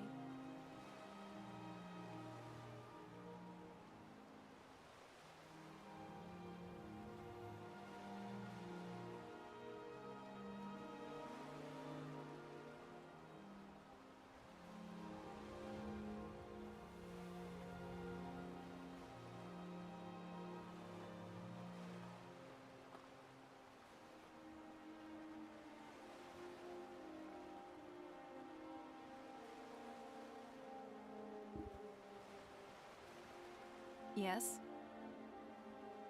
Keep that weapon sharp, and that wit sharper. It's a danger.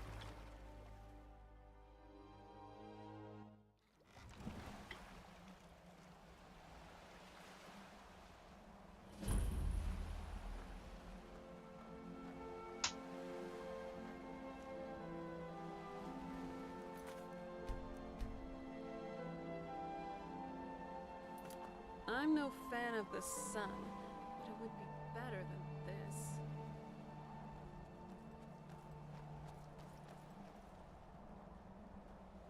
Do you need something? This is your home? This is it. Home sweet castle. It's,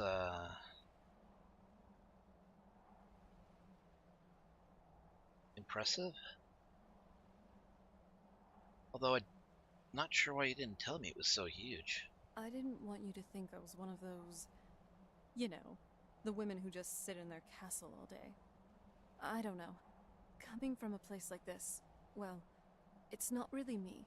I hope you can believe that.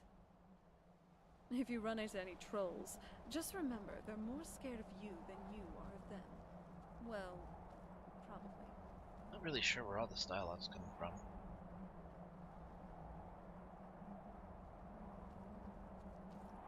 Hey, so before we go in there, You alright? I think so. And thanks for asking. I wanted to thank you for getting me this far. But after we get in there, I'm going to go my own way for a while. I think. I know your friends would probably want to kill everything in here. I'm hoping you can show some more control than that. Once we're inside, just keep quiet for a bit. Let me take the lead.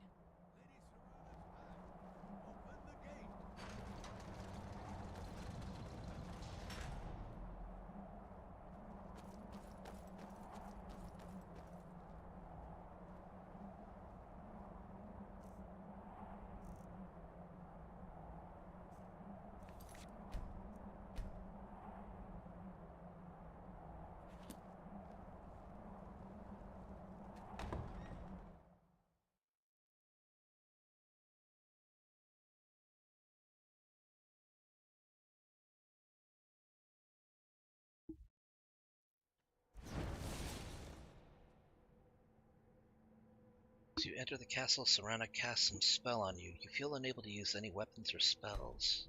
How dare you trespass here? Wait, Serana? Is that truly you? I cannot believe my eyes.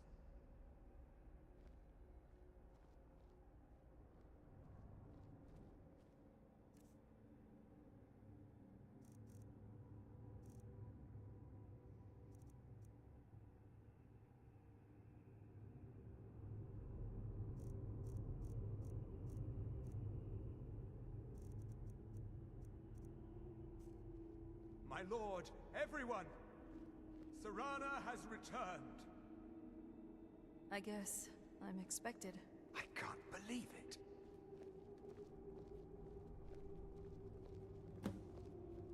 My long-lost daughter returns at last.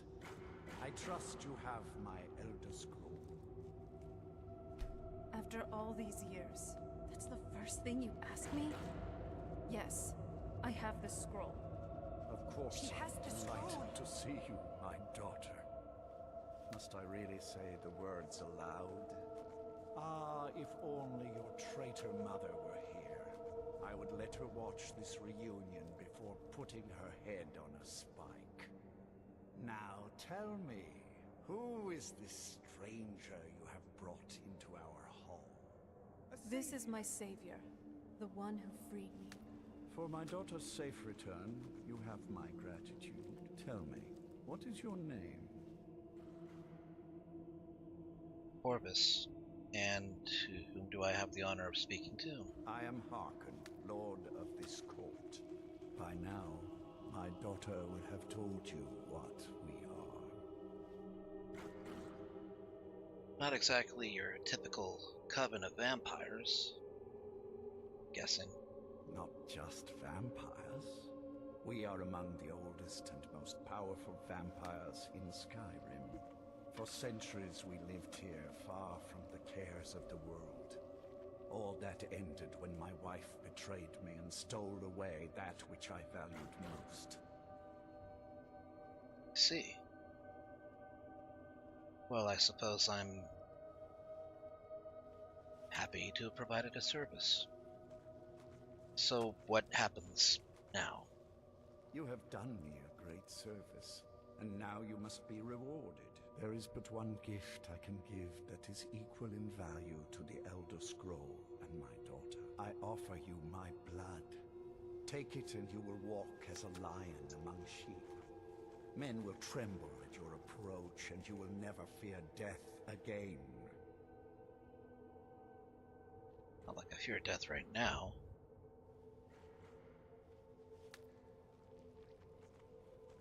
I'm sure someone as smart as you can figure out I'm a lycanthrope, so I suppose both you and I know what would happen if I accept your gift. Yes, I can smell it on you. The power of my blood will purge that filth and make you whole again. And if I politely decline this gift? I will banish you from this castle. I will spare your life this once, but after that, you are prey. Perhaps you still need convincing. Behold the power! This is the power that I offer. Now, make your choice.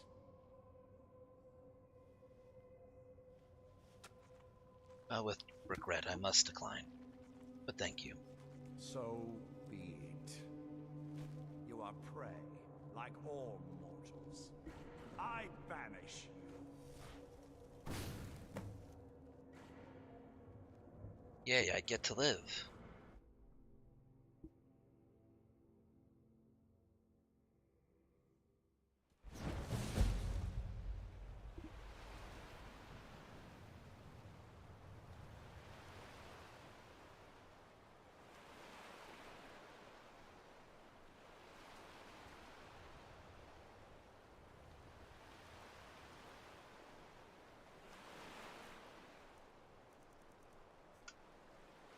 Man, I thought I washed and rinsed recently enough that it wasn't going to be an issue, but I guess not.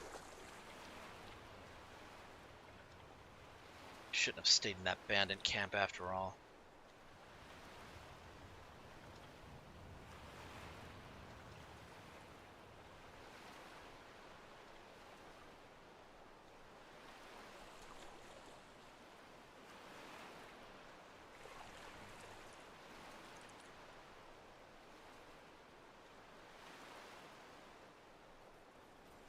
Alright, back to Solitude, and we'll take a carriage drifting.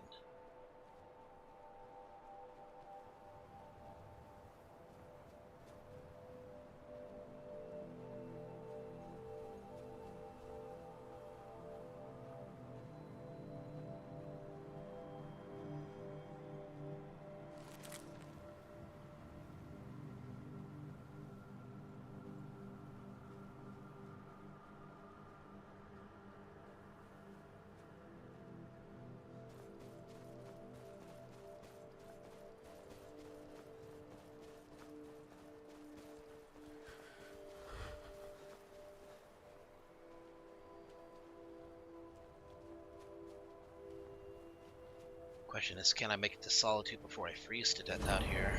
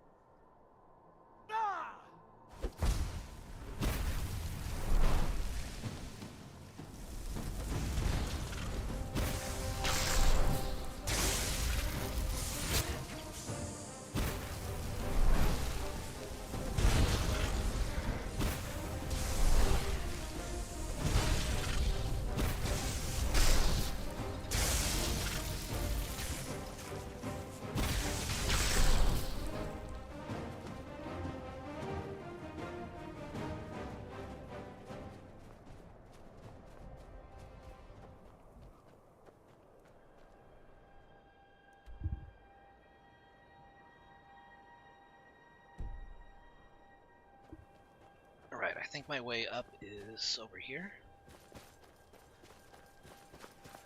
Seeing a lot of tracks.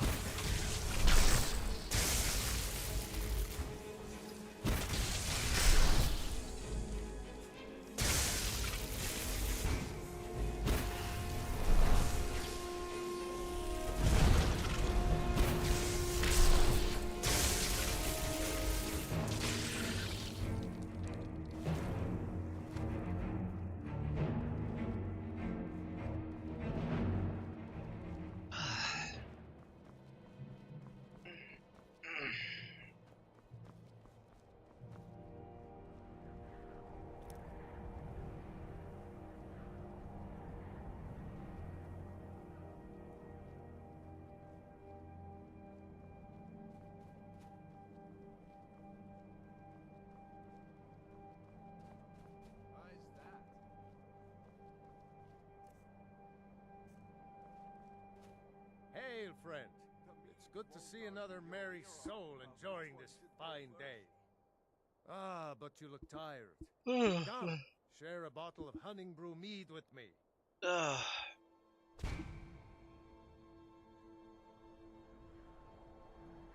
love to share a drink with you, friend. Ah, nothing like fine spirits to help raise well, your spirits.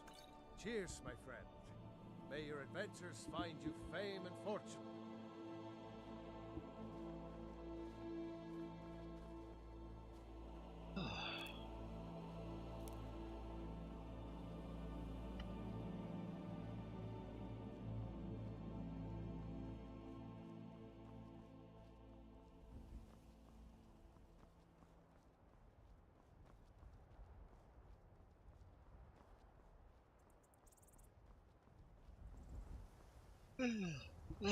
Jeez.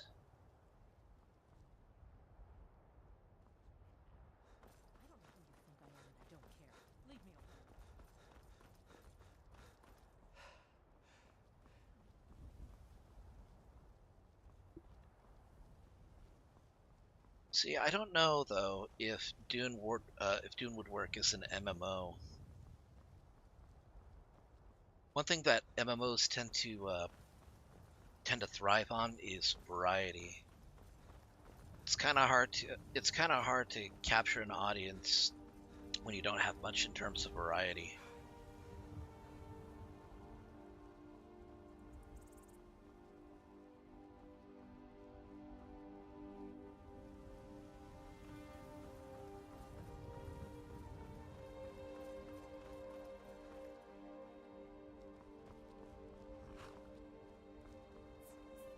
Need a ride? Where do you want to go? Climb and back, and we'll be off. We might run into some of the lizard folk in Rift. Quite a few of them work the docks there, not sure why. They like swimming in a lake, maybe.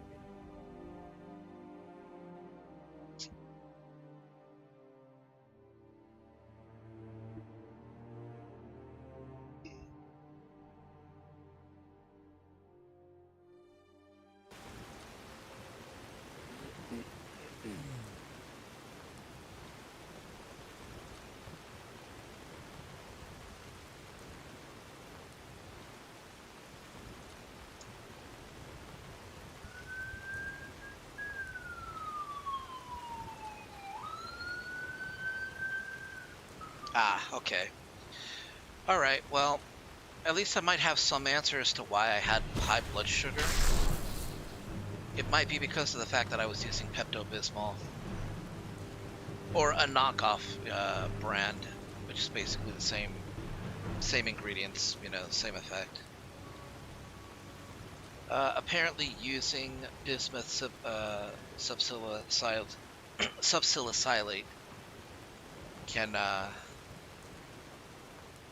can cause you to have higher blood sugar.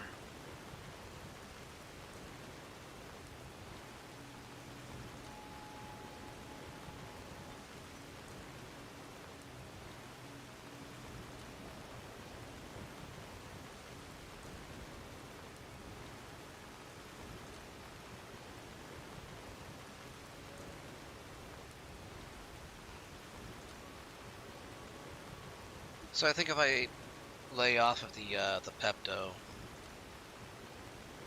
my body should get back to regulating everything correctly. Ah, it's a survival multiplayer game. Okay, that makes more sense. Whoa, what the hell? Oh, shit.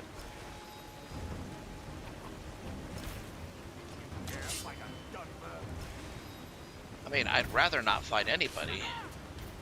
If you're gonna be so adamant on it.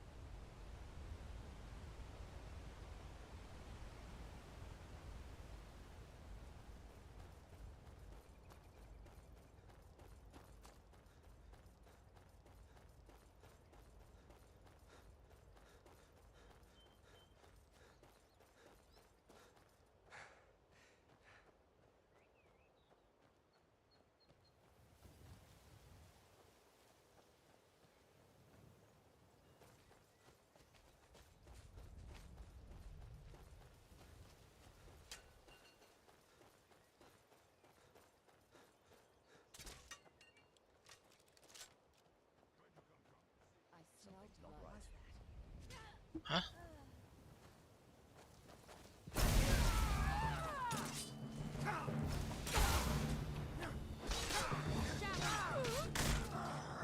This monster. Look at this. I should have known it was only a matter of time before it's the price we pay for openly recruiting. We'll have to step up our defenses. I don't suppose you have some good news for me. I think you know better than that. Of course. Why did I suppose differently? Fine. Tell me what you know. Vampires were in Dim Hollow Crypt. They were looking for a tomb, and inside that tomb was a woman. A woman? Trapped in there? That doesn't make any sense. Who is she? More importantly, where is she? She's the daughter of a powerful vampire lord. And so you delivered her to them. She wanted to go home. We needed information. I needed to figure out where they were coming from and what they were doing. She's part of the Volkihar clan. Gets worse. They have an Elder Scroll. They what? And you didn't stop them? You didn't secure the scroll? These weren't exactly your run-of-the-mill standard blood-sucking vermin you find in the back of a cave. There were too many of them and one of me. I'm lucky I made it out of there alive. Right. So they have this woman and an Elder Scroll. By the Divines. This couldn't get much worse. This is more than you and I can handle. Well, we gotta do something about it. Well, of course we do. I'm old. Not stupid. We're just going to need some help. If they're bold enough to attack us here, then this may be bigger than I thought. I have good men here. There are people I've met and worked with over the years. We need their skills, their talents, if we're going to survive this. If you can find them, we might have a chance. Where can I find the people we need? Right to the point, aren't you? I like that. Not like those fools in the Order. We should keep it small. Too many people and we'll draw unwanted attention to ourselves. I think we'll want Serene Gerard. Breton girl, whip smart and good with tinkering. Fascination with the Dwemer. Weapons in particular. Last I knew, she was out in the Reach, convinced she was about to find the biggest dwarven ruins yet. She'll help us? Might need a little convincing, but she should. You'll also want to find Gunmar. Big brute of a Nord. Hates vampires almost as much as I do. Got it into his head years back that his experience with animals would help. Trolls in particular, from what I hear. Last I knew, he was out scouring Skyrim for more beasts to tame. Bring the two of them back here, and we can get started on coming up with a plan.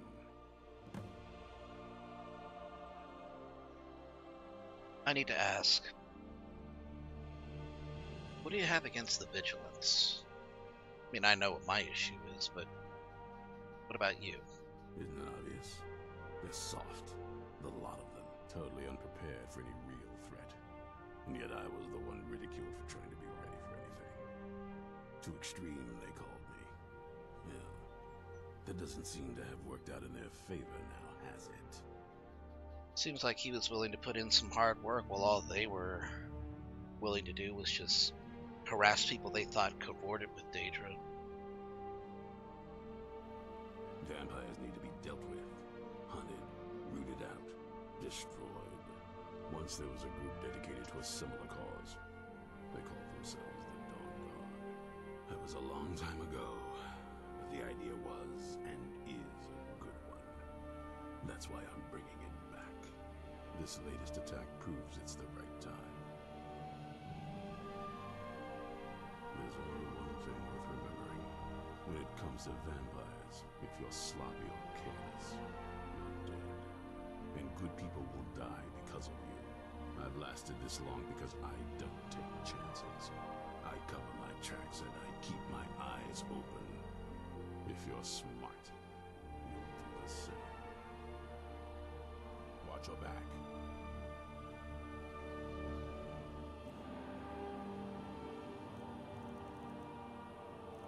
Man, I just took a bath and I'm already bloody.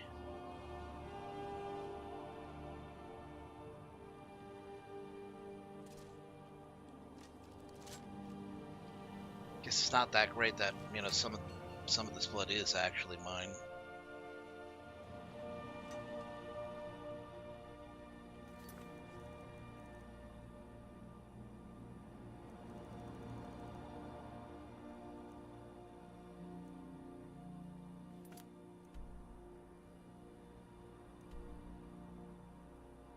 Okay, this is gonna be, well, kind of a jog to get to where Gunmar is.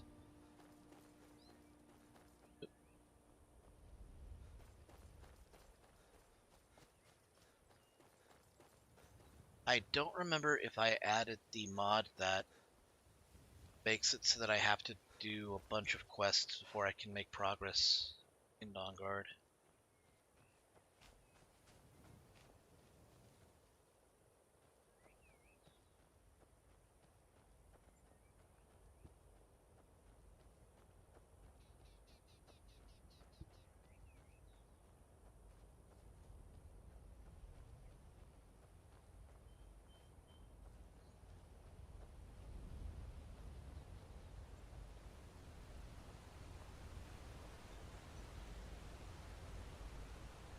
I'm not sure if Helldivers 2 is going to help. That voice is power. I don't know if Helldivers 2 is going to happen tonight. I mean, I was planning to do it on Saturday and Sunday before a friend approached me and said, hey, we might be doing it today on Friday if you're interested.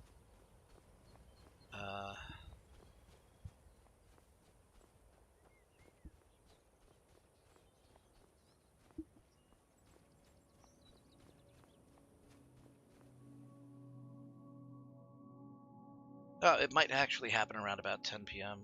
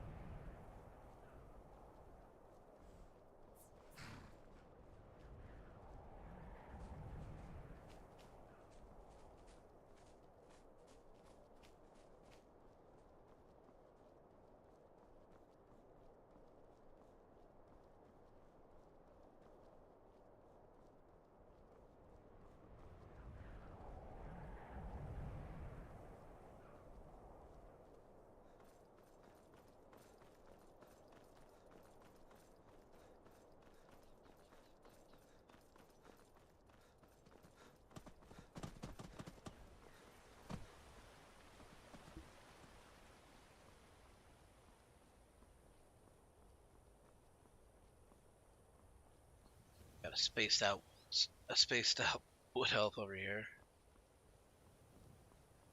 Let's see, Palmer, Dunmer, Faulkner, Bosmer, that was the one that's the name I'd forgotten.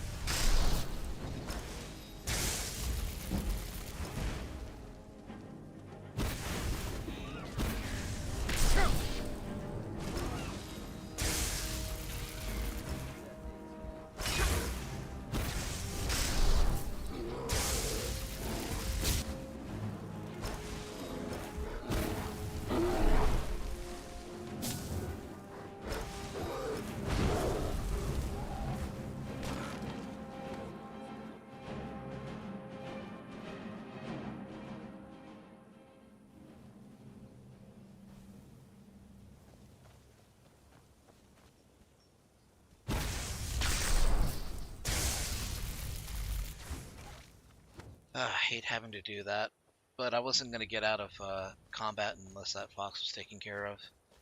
That's what I don't like about Spriggans. They turn everything against you, even the things that would normally attack you.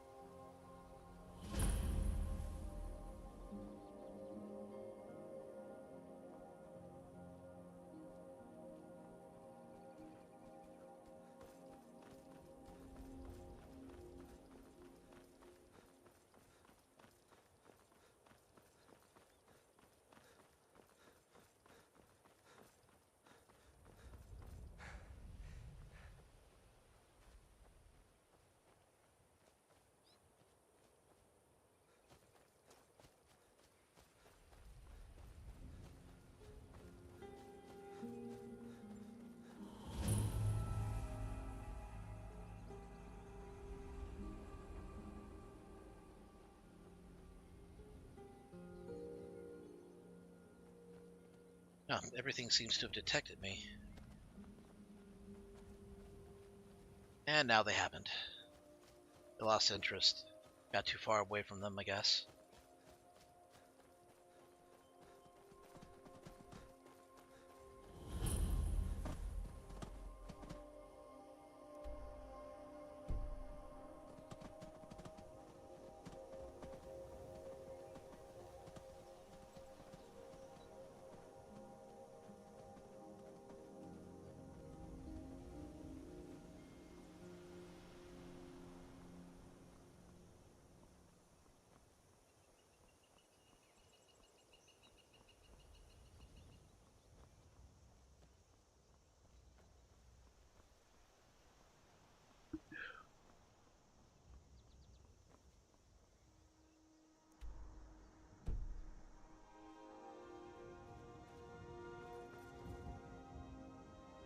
Well, at least it's not that long of a jog. But what am I doing? I could have...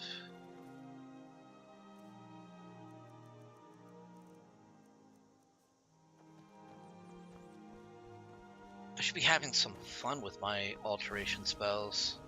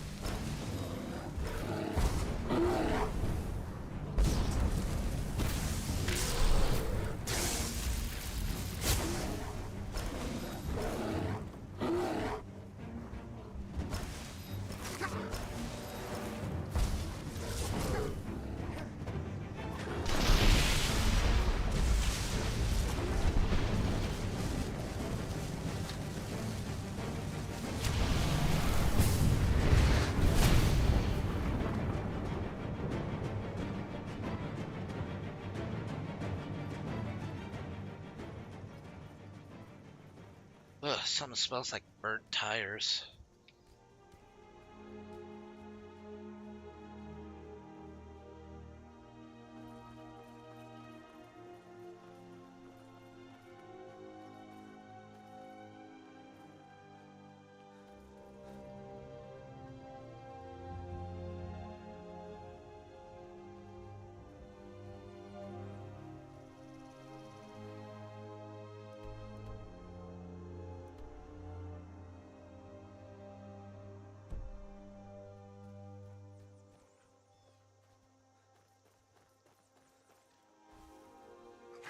Up. Dumbass skeever.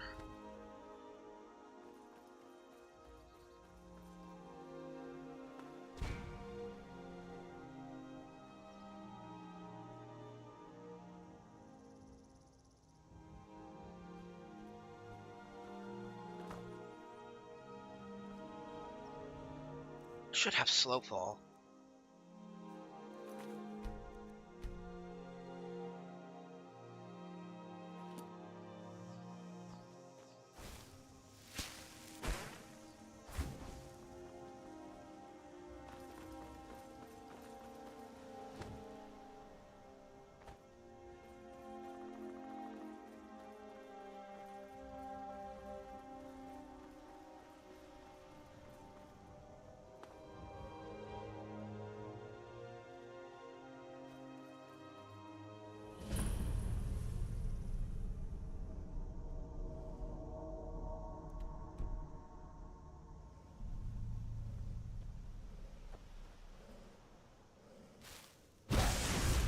Oh, sorry. Wrong hand.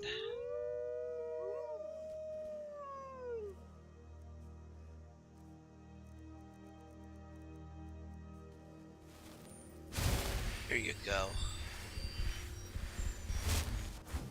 All better now.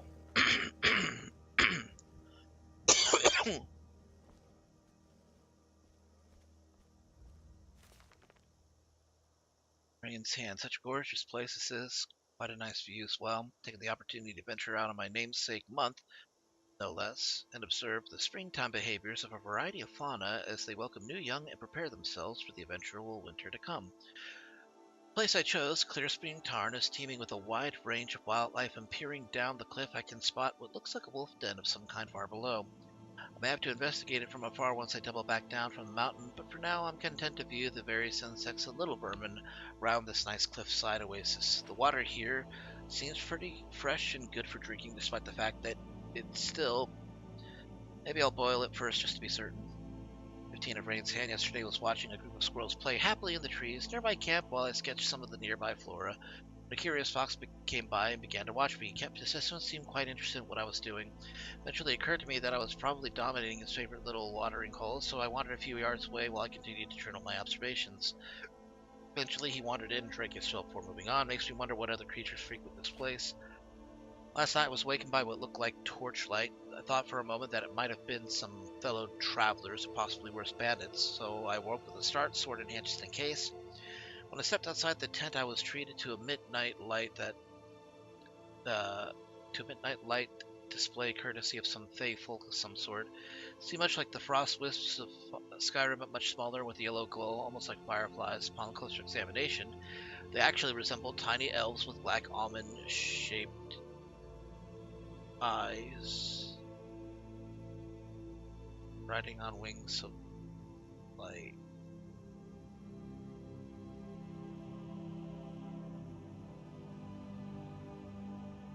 Tiny elves, black almond-shaped eyes, riding on wings of light.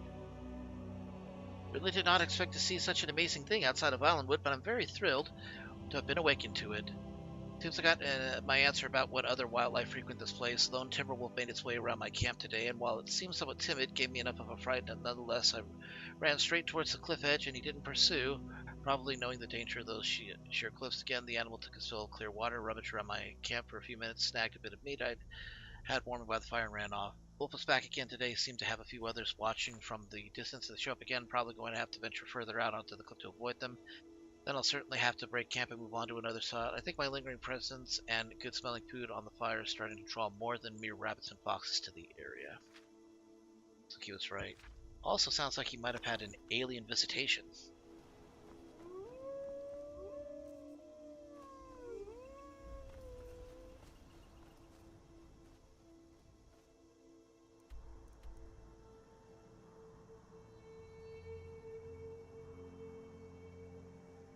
Jeez, all the way up there. How am I supposed to...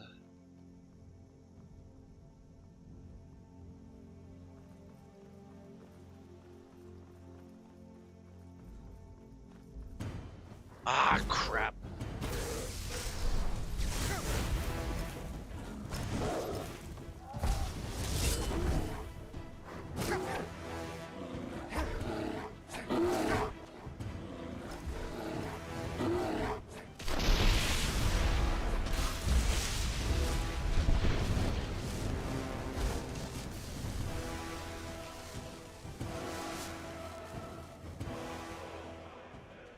Back to the frickin' 1,000-acre wood with 1,000 Winnie the Poohs.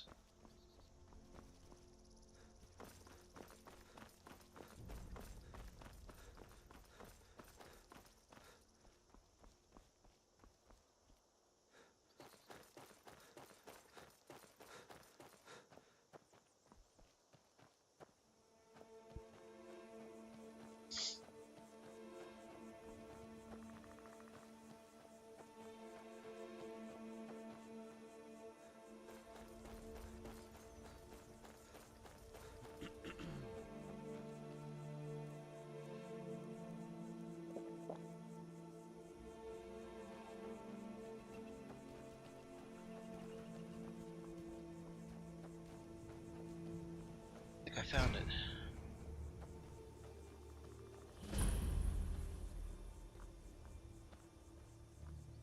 Hey? You there!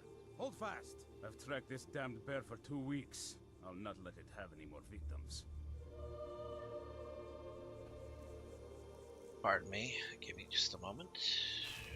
Mind yourself. Vicious bear on the loose. Thank you for the warning. Look, Isran needs your help. Ithron needing someone else's help. Never thought I'd hear that. I'm afraid he's a few years too late. I've moved on.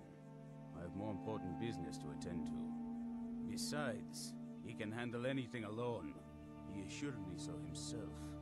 What could he possibly need my help with? Vampires. Vampires? That might change things. Tell me more about what's going on. We're still short on information, but we know they do have an Elder Scroll. By the 8th. Alright, look. I'll consider it. But I can't just leave this bear to prey on more innocent people. Once it's dealt with, then perhaps I'll see what Ithron expects of me.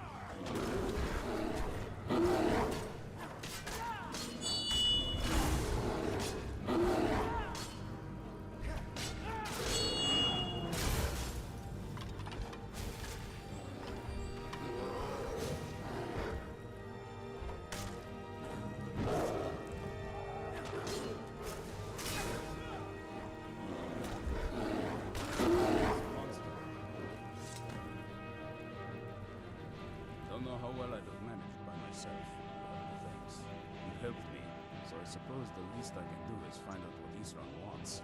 He's still at that fort near Stendar's beacon, I assume.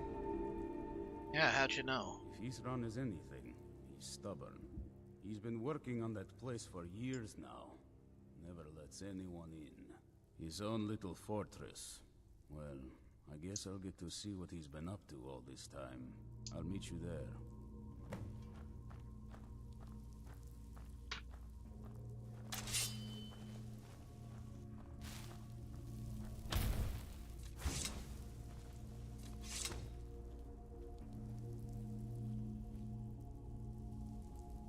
Of the hunt.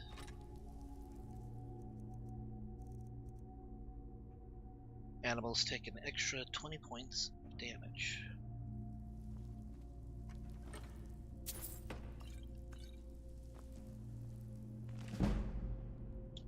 Bernacus and Borlor.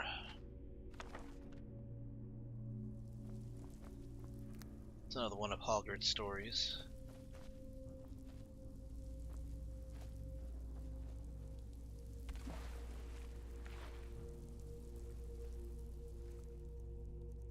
Alright, better wash up before I meet anybody else and they make any comment about how I smell like a wet dog.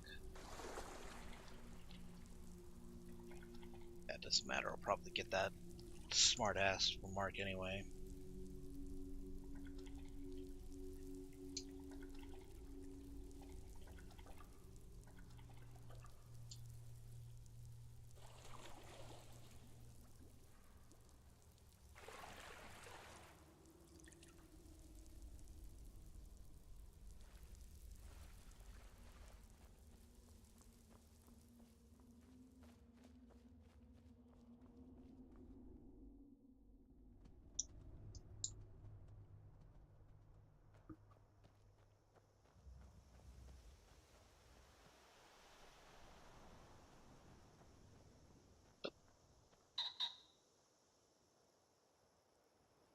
Weird ass chicken.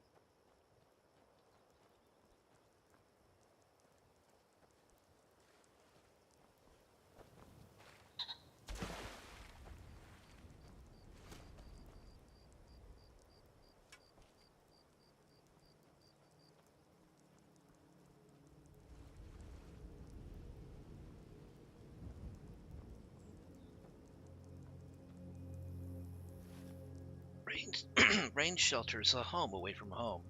This cozy little tent is a safe space to rest your head and stash your stuff, make a nice meal, or whip up a quick potion. Use the tent in your inventory to pitch and enter it. Upon exiting the tent, it will pack down and return to your inventory.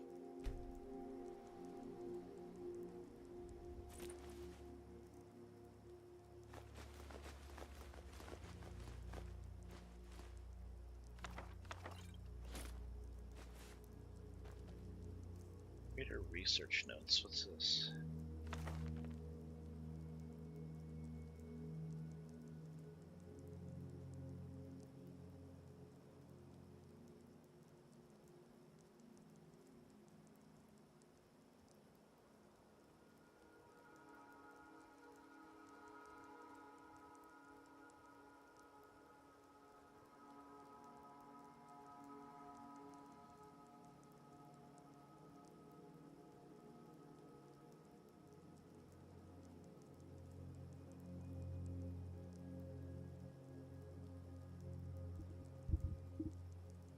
I have to keep my eyes open for that structure.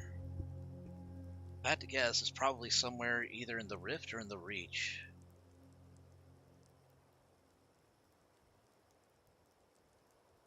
Keep my eye open for a river. Okay. Oh. Man, this light does not last nearly as long as I need it to.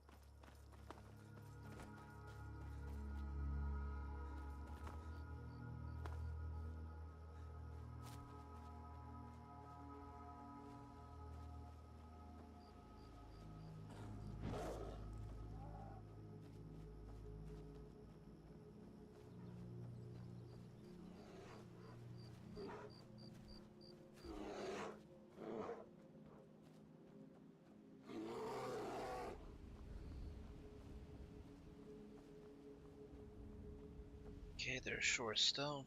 The only reason I'm heading back to Riften is so I can take a carriage to, well, I guess Solitude. It's about the closest I can get. Oh, balls.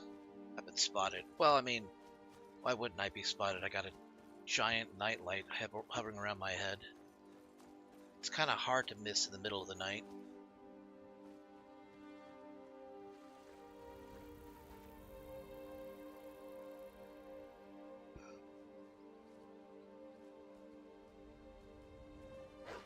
Ah, crap. Please don't.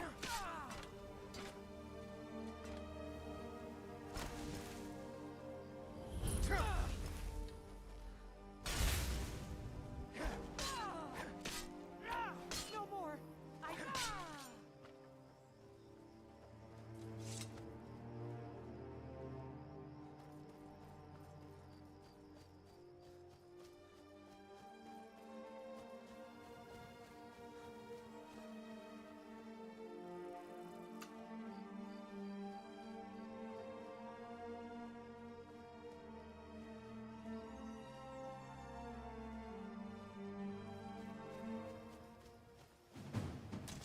Or bears.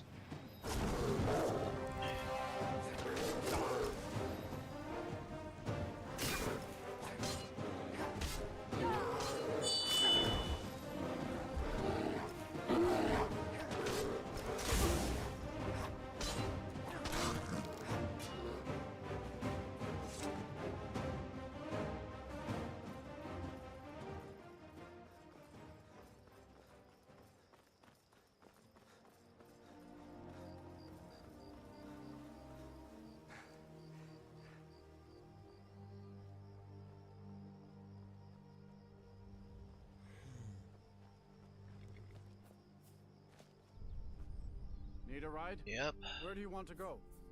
Get me to Solitude. Solitude? Hold on.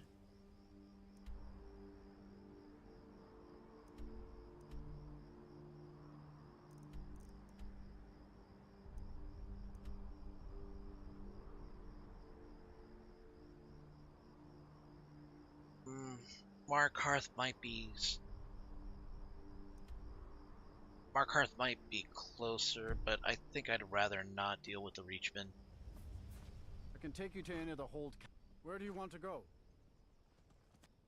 Climb and back, and we'll be off. Nice weather for a ride. Hope it lasts.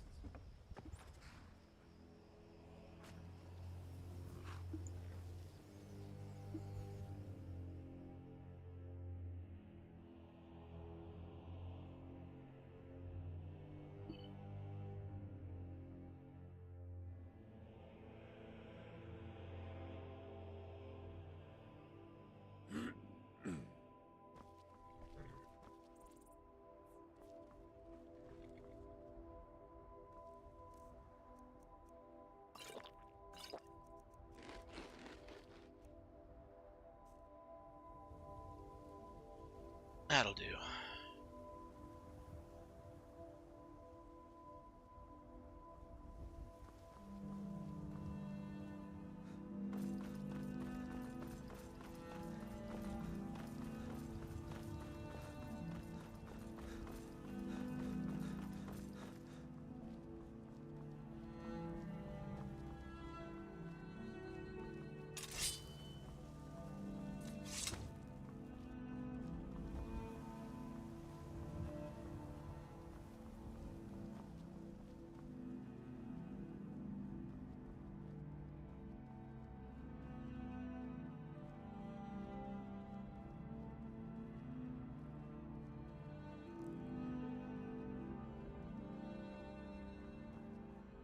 It's been about another hour.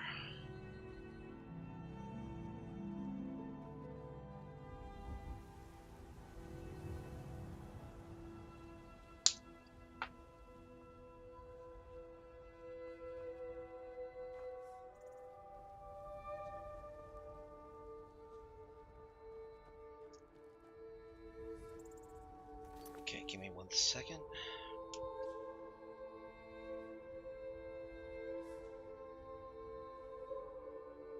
Which finger haven't I jabbed today?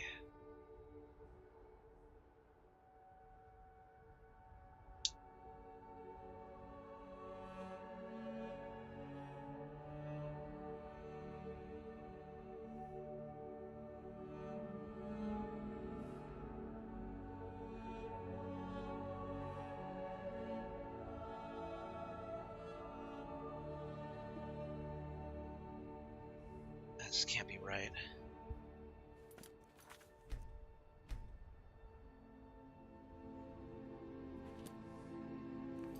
I have to take a short break. I want to check my blood sugar on a reader that I just need to check my blood sugar and make sure that it's not like on a malfunctioning strip. I'll be right back.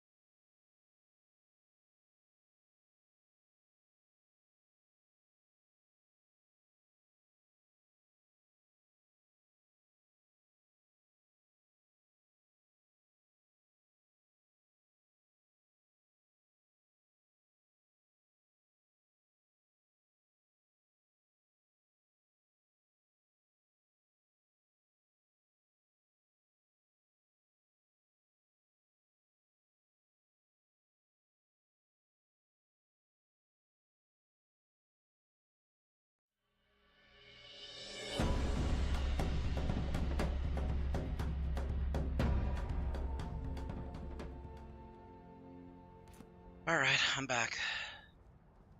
Sorry about going AFK like that so suddenly. I'm currently dealing with high blood sugar, and I don't know what it is that I can do to actually lower it at this point besides drink water and, you know, get it to work out of my system.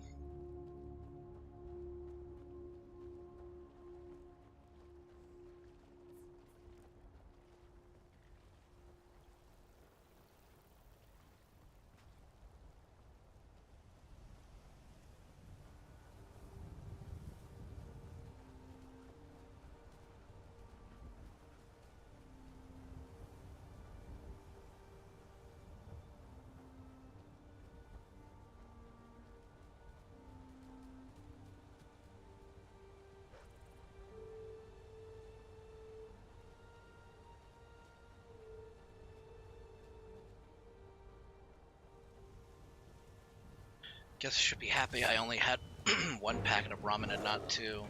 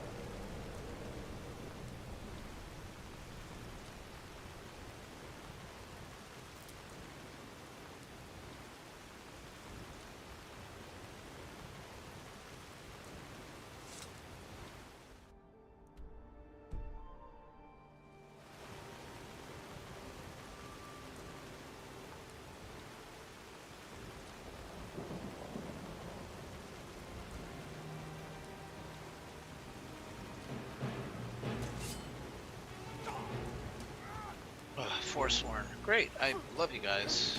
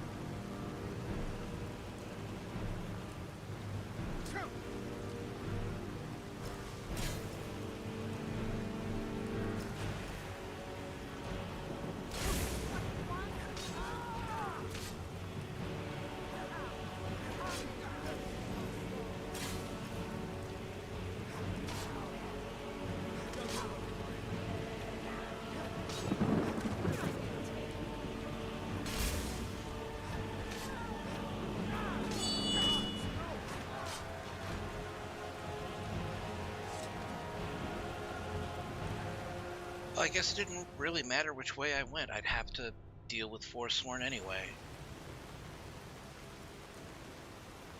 Lame.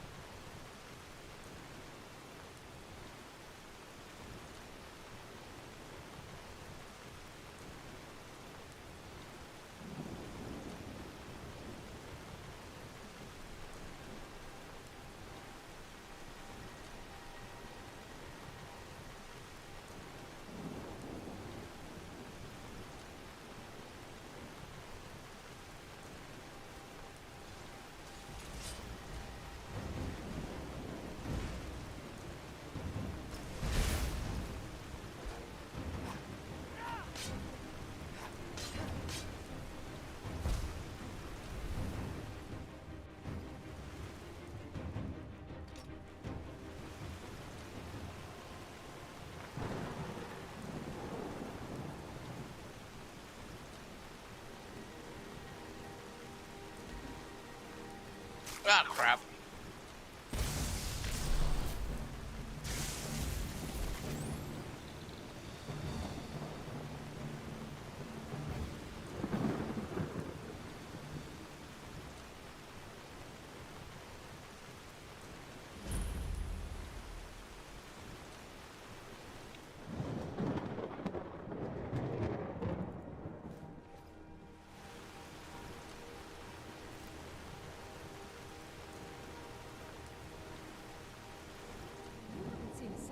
Dwarven gyros lying around, have you? I swear I left it right here. Do you think mud crabs might have taken it? I saw one the other day. Wouldn't be surprised if it followed me here. Just look around, will you? There's Serene Sherrard, right? Isran asked me to find you. Isran? Wants me? No, you must be mistaken. He made it exceedingly clear the last time we spoke that he had no interest in my help. I find it hard to believe he's changed his mind. He said some very hurtful things to me before I left. Anyway, I'm quite happy in my current pursuits. So if you'll excuse me... You had a falling out? Yes, that was my point. I felt it was rather clear. Look, what is it you want from me?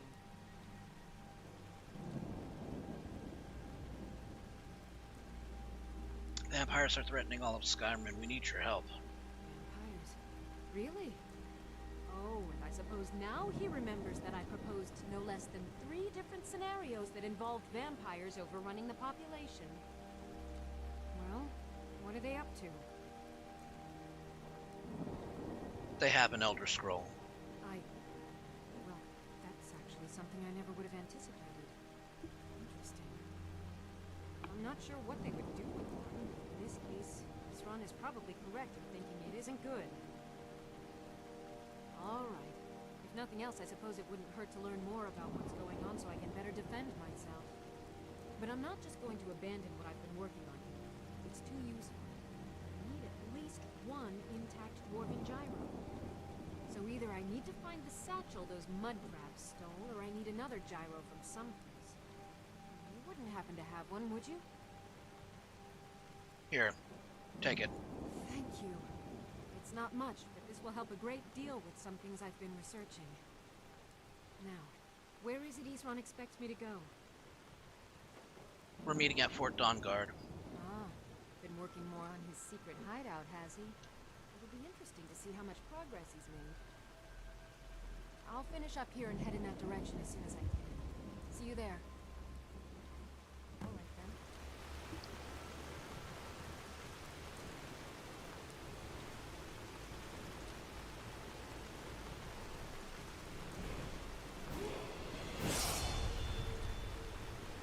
Okay.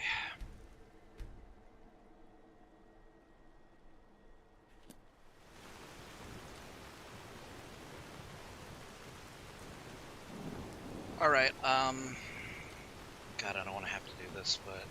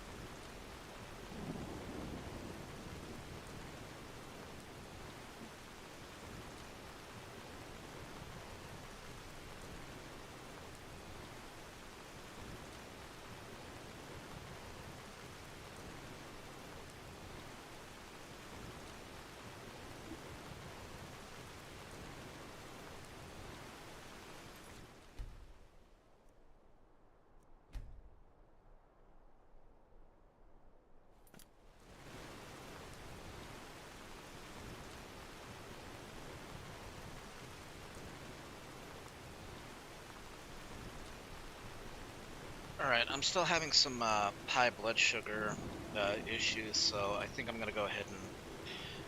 I really don't want to do this, but I think I'm gonna go ahead and call it a night here, because I gotta do something, and I'm not sure what my options are, so...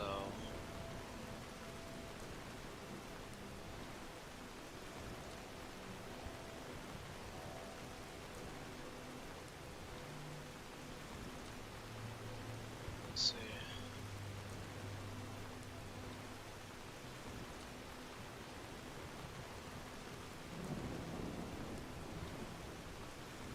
Sorry about this, guys, but I do have to think about my health, so I'm gonna go ahead and throw you guys in a raid. Let's see who's up.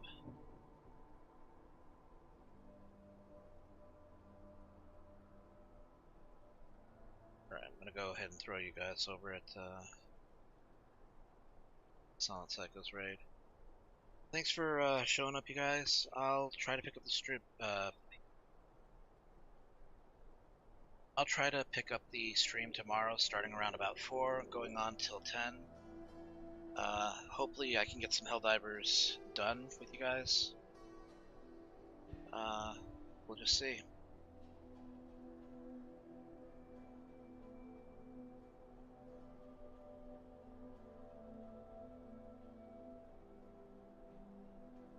Alright, well, for now you guys take care of yourselves, have a great night, a great weekend, and I will see you guys next time.